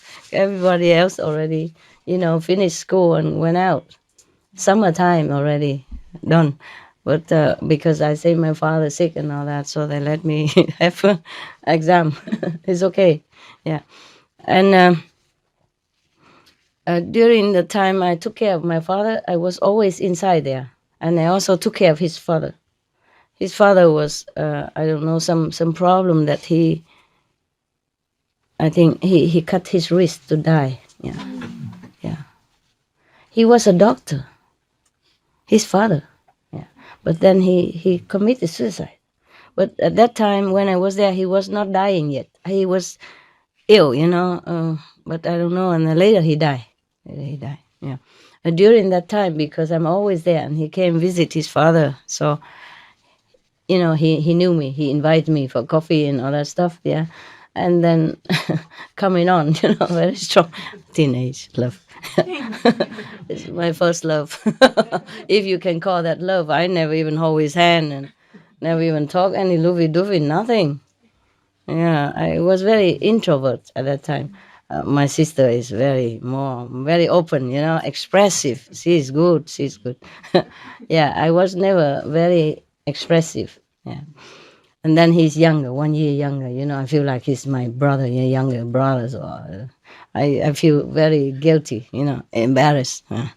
So later I wrote the poem, the Wild Angel. Yeah, they made into a song, Vietnamese song. I don't know if you heard about it, if it's translated in SMTV or not. Yeah. And then because of that, they collected this poem and then they want to translate it into Chinese. Or maybe that's why I told them why about this poem. Maybe that's why I mentioned a little bit how that poem came about and where I met him. And what is the background of that? Maybe I told like that, but maybe it's never recorded. I remember. You remember? Yeah. Yeah? In Chinese? I don't know, but I saw it on the video. No, the story or the poem? The story. Oh yeah, then I told. Yeah. Yeah. Your father in the hospital and you taking Yeah, out? my father was in. So he asked me if I eat, my father, and I said, yes, I eat. And he asked me, what did I eat? He worried because I'm the only one there. And he loves me. So I said, yeah, I eat vegetarian food. Yeah. He said, why? We have money. Our family have money. Why eat vegetarian? You feel sorry for me, like as if I worry that we don't have money. Yeah. He said, take money, go eat something proper. I said, no, I'm eating vegetarian. I'm praying because I'm praying to the Buddha to bless you. So that you recover quickly, not because we don't have money. Yeah, he didn't tell you this, huh? Không có nói cái này hả? Ông có nói không là nói mà em quên? Dạ. Ông có nói cái vụ mà chị hai ăn chay, chị ba ăn chay đâu? Dạ, ông biết, em quên, không biết cái này. Okay. Có cái đó nữa. Có cái đó nữa. Because normally I ate a vegetarian with my grandmas sometimes, but over there I ate the whole time when my father was in the hospital. Yeah, and he felt like I don't have enough nutrition because my father, mother, that I don't know what a vegetarian. He thought, but why? Our family has money. Why? He felt like he's a poor thing, Yeah. So I explained to him, I'm just eating to pray for you, to have the merit, so to give it to you, so you can get recover quickly. Yeah. So he invited me to eat some pho and all that. I said no. The boyfriend, the lover boy, invited me to eat some Vietnamese with the meat stuff. I said no, I'm vegetarian. Yeah. Because my father is sick. So I remember that as well. And then I remember, I heard that after, I'm not home, but he came one time visit our family, no? You know that or not? Yeah? Okay. He visit, but I'm not there. I was probably already in England. I heard my mother mention quickly like that. You meet him ever again? No. He came again? No. No. He probably was in the army, and by the way, passing by the house and asking for me. I wasn't there. That's it, It's not much in our family. Okay. And now you know, huh? Yeah.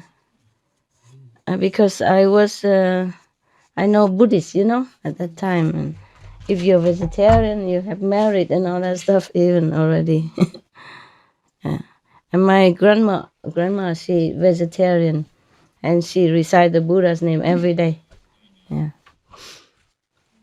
I don't know how I know about this Buddhist and vegetarian stuff. Maybe from her. Yeah. But he didn't tell you that, huh? He tell? Có nói không? Quên hả? Không nói, nhưng mà cái bà nội thì ăn chay tới giờ phút chót, tới chết luôn. Oh, okay. My grandma, after... Lần tuổi hôn. Yeah. She ate vegetarian until the day she died. And she recited Buddha every day with the beads, Yeah, telling beads every day. She lived until 105 years old. Yeah.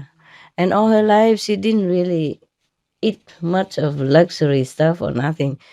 Even before that, mostly she eat vegetarian. It's not the way we eat it even. Very simple. Maybe some mango with soya sauce and rice, or some peanut, roasted crushed peanut, or sesame, or water peanut together, or something from the garden, or fruit, that's it. And she lived until 105. So maybe if you want to live long, eat like that. Huh? I live long life? Oh, thank you. Who knows? If I'm of any good use, then I should live long. If not, then it's useless. The body useless, live long or live short, right? It's not how long you live, it's how you live, right? Okay, any more thing? You know a story of my life? You want to tell them some story of my life also? Cảm ơn nha cưng. Thank you, thank you. She's beautiful, huh? So young looking. I saw her in Hong Kong 30 some years ago or 20 years ago. She looked the same. Yeah. She looked the same. Only I look different. I and my elder sister, we grow old quick, but she doesn't. She and my mother don't seem to grow old. They have beautiful skin, and very young looking. Yeah. Okay, nothing else? No? Yeah? No? Then I'm going, huh? Yeah. Thank you very much. Okay. Yeah, 감사합니다. Thank you very much. Merci beaucoup. Vielen Dank. Cảm ơn. Cảm tạ. Alright, yeah. Every party has to end sometimes, yeah. Nga đem cái này cho trong kia nha. Dạ, dạ. No more questions, no more stories, nothing. Is it good the story my sister told you? Good? Yes. Thank her, huh? Yeah. Okay. Okay. Đừng có nghĩ về bà. Nhớ chánh niệm nha không? Okay. My God, I love you, but I have to go. I really love you guys. Some people stay until when? When is the last one going? Mấy người Việt Nam ở tới mùng 2 hả? Rồi ở đâu nữa? Ở tới mấy nữa? Mùng 3. Mùng 3. Okay. You can stay until the 3rd because somebody stay until the 3rd anyway. If you can change your ticket, I don't know. 3rd or 4th, okay? Yeah. Okay, good. If you want, huh? Yeah. Tomorrow is what, the 1st? No, 30. 30. Oh, you could stay 3-4 more days because my sister wanted to stay a couple, 2-3 more days. So, by the way, if some can stay, then some more can stay. Don't matter, okay, huh? Okay. Yeah. But don't stay longer than that because nobody will be here to cook for you. They have to go because visa, because we have to room up or whatever, yeah? But later, if we have a better place, if it's safer to stay long or bigger place, then you can stay as long as you want. If you behave. Later, maybe, who knows, if you practice well, we have more blessing. Yeah? Collective blessing. Not my blessing. I am blessed everywhere. Just we cannot stay long. But good for you to stay here, huh? Not bad, right? Yes. Yeah. Love to stay in such a place, so small. Okay, I love you too. And stay until 3-4, okay, huh? And no more after because they have to go. I mean the staff. Trời. Tốt Hồng à. Đâu ok hả? Bọn mình thấy hả? Mẹ của chị hả? Cô giao chỗ đó. Hãy ra siêu thị ok.